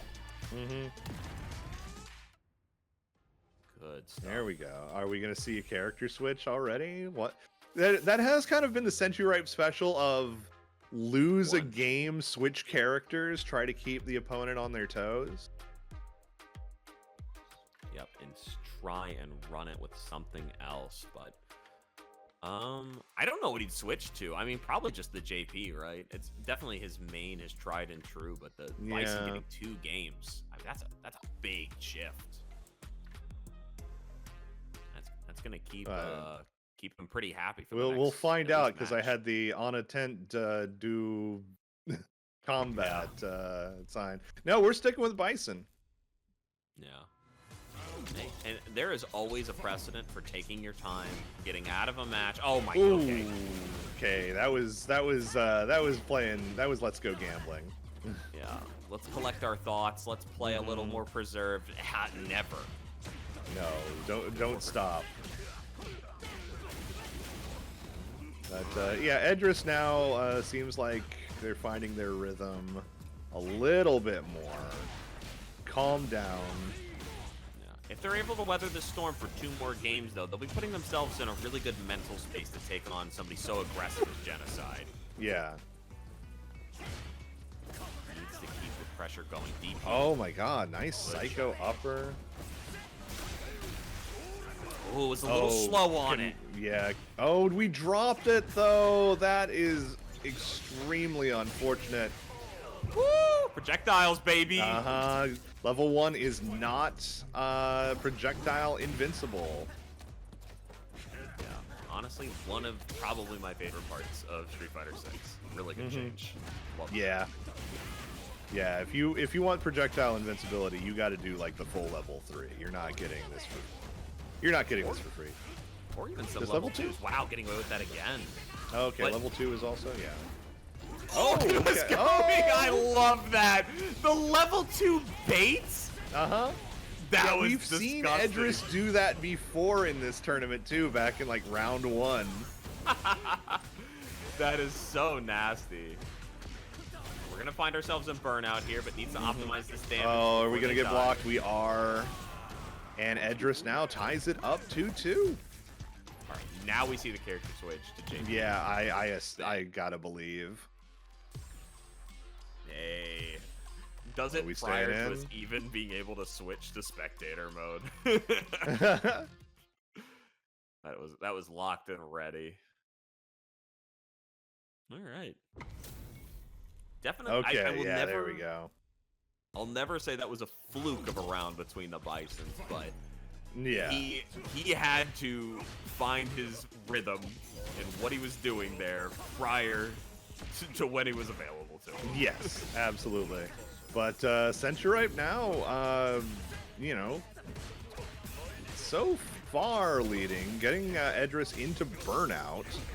And yeah, being in burnout at full screen against JP is often dangerous. So good move, especially using like kill rush and stuff to get through. Oh, this is gonna be a chip damage. Okay, there we go. We got drive back, so no more chip kills. But the life differential is gonna be so tough to come back from, especially now. It's still gonna take one. There it is. Chip, yeah. Got that extra white health off of the reversal and then finishes out with chip on the EX. I mean, Century Eye just played the meter game better. Oh, absolutely. Ooh, good bait on that OD Amnesia. And yeah, this is exactly what Edris wants to do. Not that, though. Don't get DI'd, but trying to stay in. Sets up the Shadow Wizard money gang. Level 2 tries to get a reset off of it. Instead, going to go oh, and the stun. He doesn't have enough to kill here. He's going to need a reset. Yeah. Ooh, and Edris sniffs it out. Has level 3 on deck. Doesn't spend Doesn't use it. Oh, he's doing it now! Oh, no! Ah, sent you right. Wow. Yeah, it was a little too far out of range to land that level 3. Oh, my gosh. All right. That's fine. That's fine. That's fine. Ooh. That was an exciting match. That was heartbreaking for me. Oh, yeah. I'm not even going to lie. POS. That's wows. I'm a big Century Ripe supporter throughout this bracket. I agree. He's been putting on a show all evening, but man, one more game where it was 0-3 on the meter would have been real nice. Or I think it was like 0-1 because he used the level 2 to burn him out that first time. But AO still. Yeah, we play moving on into grand finals. Our last match of the night. But we've already seen this matchup before, and it was 3-0 in Genocide's favor. So we'll see if we can turn the tides of history, shall we say, and maybe try to bring this back around. Luckily, they're a little more set up for this, right? We know what Genocide's game plan is. In, rush. The Honda almost kind of looked like the answer from a mile away, so I'm curious if we'll try that again. Maybe. Again, a couple combos. Yeah. A couple combos, all it was. The Guile. I mean, literally, NuckleDo prefers the Ditto versus playing it. That's true. So. Yeah, that's true. That's true. But it is against Punk, you know. It's a little different level of gameplay. I mean, I could, after today, be willing to believe that KX Genocide is actually on Punk's level, quite frankly. They've been on fire today. Very, very close. They're definitely teetering towards that top-level player. Yeah. I mean, you don't win this tournament without being there. So, really good stuff to them. But, you know, we do have this Matcherino ready to go. Vortex Gallery is proudly partnered with Matcherino to provide community prize pools for over 100 tournaments. Contribute to the pot of your favorite games today completely free by visiting matcherino.com/VGON24. We've got the link for the Matcherino for this tournament right there in chat. Thank you, Nightbot. Always thank your Nightbots. They do the work that I definitely wouldn't. We have gotten below the halfway point with 24 codes remaining. We're hoping you guys can finish out as many of those that are left as we get into this grand finals quicker. You know, I want these guys to get paid. I know you guys want the good performance they put on you today to be rewarded. Yes. Please log in and just do 25-cent diligence. It adds up. I promise. Oh, absolutely.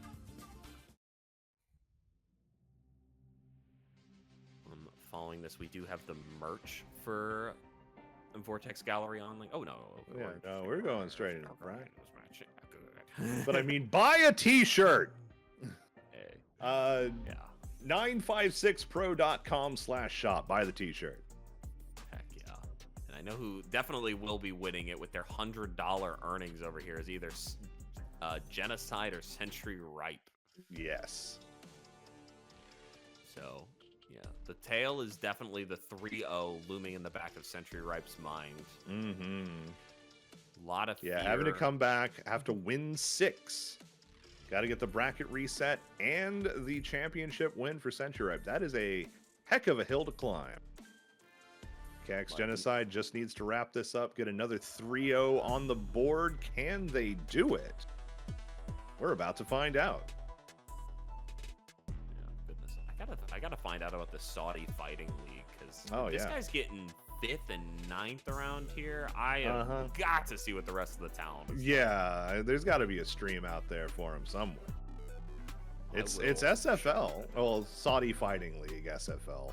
So probably not Street Fighter League, but you know, maybe Street Fighter. Happy coincidence, maybe. Yeah. But regardless, DJ. I love it. No, we should just leave it. Honestly, it's probably what's coming up. DJ! It is what's coming up. Hey, I'm feeling TO. Because here with the we're not able to see what's happening on the there we go. Oh man, this alt costume is great. This is style. We're styling, we're profiling. Yeah, we're getting ready to take. Oh, it doesn't optimize the damage perfectly there. Genocide just needs a little more damage though, and finds it. Starting things off with a perfect. Oh, immediately just jumps the fireball. There we go. Wake up DI, but just tries to use it to get out of the corner. Oh, I actually don't think he recognized he got the punish counter there to get a nice little follow-up after that. We're just going to go straight into level 3. Nobody ever said a Genocide match was slow, patient, or not spending everything as fast as we could. So. Oh, wow! I thought that was going to go over. I think Genocide also thought that was going to go over. But instead getting stuck in this option here with very low meter. Probably going to opt to throw a fireball to try and continue this pressure. Yep, amazing. Nice, perfect parry.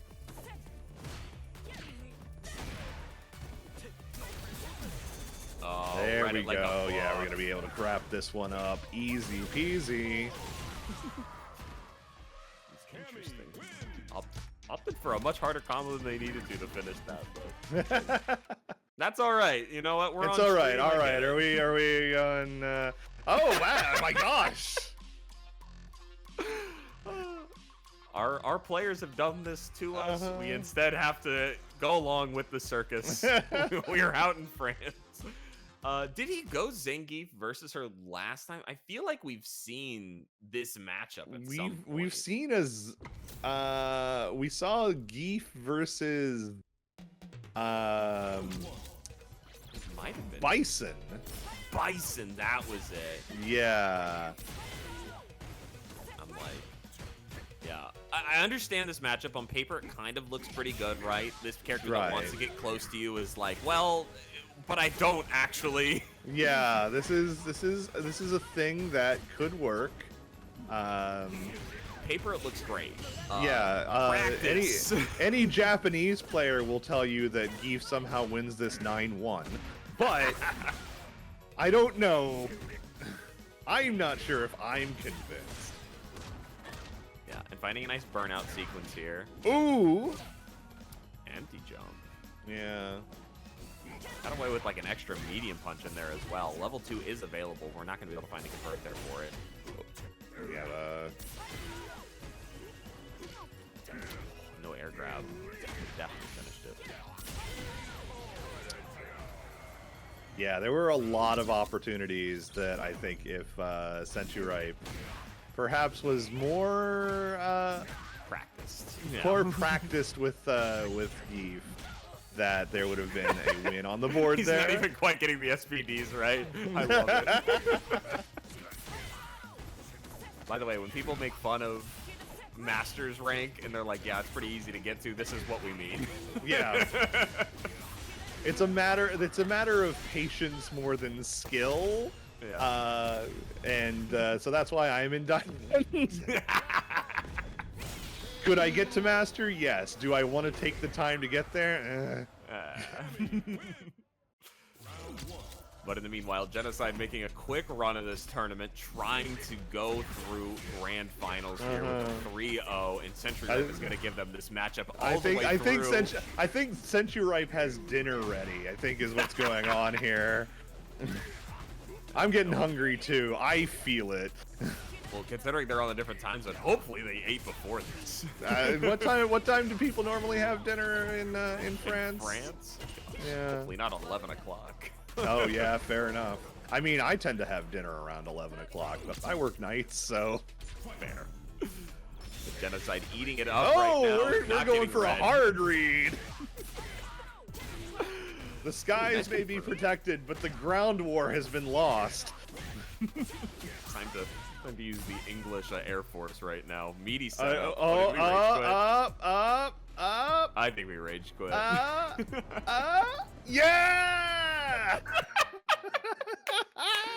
And what a way to end Vortex Gallery's Street Fighter 6 tournament. Best tournament of the week. Woo! All right, eat your heart out, TNS. That's gonna wrap it up here for this tournament. That's a way to end it. I mean, yeah, the frustration would get to us all, but dinner bells are ringing. Yeah. We got crepes to crepe. and congratulations to Genocide there, doing a fantastic job of running through this match. Yeah, excellently beat one of their played. demons in winners finals. Yeah, with Egris, and did it handedly. Yeah. Oh yeah. So. No, great tournament, great run. Completely undefeated, almost 3-0 all the way through. That's a beautiful thing, and I don't know what the pot split is like, but hey, enjoy your money from our match, Reno. If anybody hasn't gotten a code yet, cash those in quick.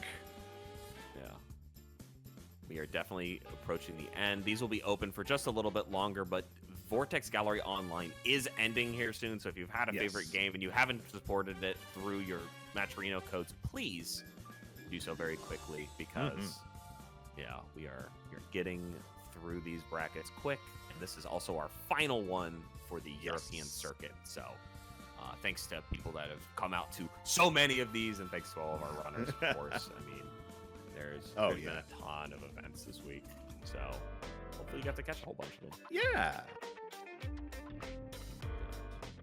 We got some wonderful t-shirts here. Yeah.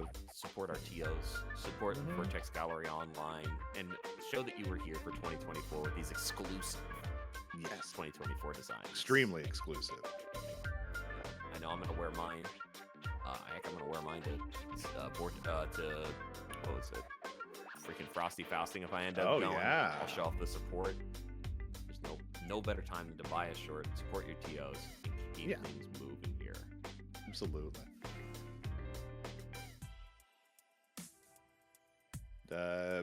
Be sure to drop by Frosty Faustings January 23rd through the 26th. Vortex Gallery is going to be helping out with all of the community-run tournaments. We got, 21 already listed here? Plenty more to come. Absolutely. Love the venue, the Weston in Lombard, Illinois. Great place. If you don't live in a place that normally has like snow at all, and you want to see a lot of snow and play some fighting games, baby, Frosty Faustings is for you. Bundle up, my guy. I'm going to be showing up with all the games listed here for the Vortex Gallery Online portion of it. So if you're showing up for one of their mainstay games, make sure to come out and support Vortex Gallery Online with plenty of these other ones. I'm sure my codes POS can vouch for Samurai Showdown. Just come out to that one. It's all fundamentals. It's all but fun. It's great. It's all fundamentals unless you're playing like a wacky character like this, like Asura. I mean, worst character, possibly the worst character in the game, but also be an insane person. No one will know what you're doing. Nobody's gonna. They can't see you half the time. Play Asura. He's terrible, but he's great. On paper, it's all punishable, but also they can't see you. They can't punish what they can't see. And then finally, we have to show some love to our TO, Matthias Wolfbrook here with his incredible YouTube. Going to be a series, but this is just the first one in the series for Rivals of Aether 2.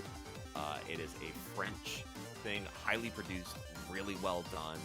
Please watch it. Even if you can't understand it, it does have the option for English captions, which we work tirelessly on. So please, the minimum we can do to show our support. I watched it last night, and it's fantastic. Absolutely. Also, you know, Matthias does a lot of streaming right here on Wolf TV. Be sure to like, follow, subscribe, whatever it is you do on Twitch these days.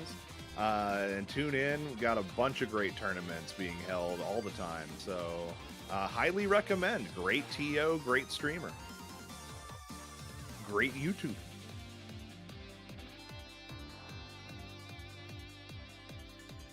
I think that pretty much wraps it up. I think so. Tonight. Yeah. Yeah.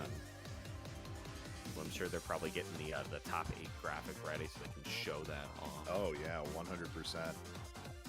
It auto generates, but it still has to like get all the tournament results closed. So like, it's like, oh, I'm trying, I'm going, I'm promised. I'm working on it. It doesn't have new rollback. plugin. It can't anticipate the next move. It has delay to wait based top 8 graphic. Delay based top 8 graphic. And here we are. That's why Century Ripe. Yes. That was what Magnifique. all the chugging was. Honestly, pretty Yeah, accurate. you got all 3 of King Jaros in there. Yeah, that was the other geef. Yes. So good. Honestly, great performance to all these players on here. All brought something different to the table. All showed off incredible talent across many different regions, and it was great to have them all together. Yes.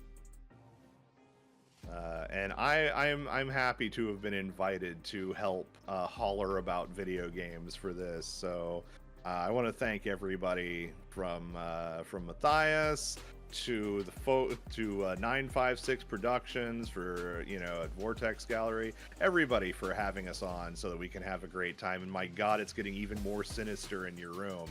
It's getting darker, yeah. No, it has been an absolute blast to come out here. Obviously, I got to do Vampire Savior as well with Matthias over here, which was such a blast to do. So yeah, I'm living great out Yeah, here. oh, absolutely. I did. I got to do Sam's show with Thrusty Zoll and Kellyanne a couple weeks ago. So yeah, it's been great to be on. I think we're probably about to pack up and head out for the night. So I want to thank. Ooh, nice. All right, rating Soul Calibur 6, beautiful. But I want to thank everybody for stopping by to watch, all of the folks that showed up to play, our host Matthias Wolfbrock for having us on, everybody at 956 Productions. I've been POS Industries, and I will continue to be POS Industries. And I'm WyCry. I'll hopefully see you guys in another online bracket soon. You guys take it easy out there. Absolutely. Have a great night. Thanks again.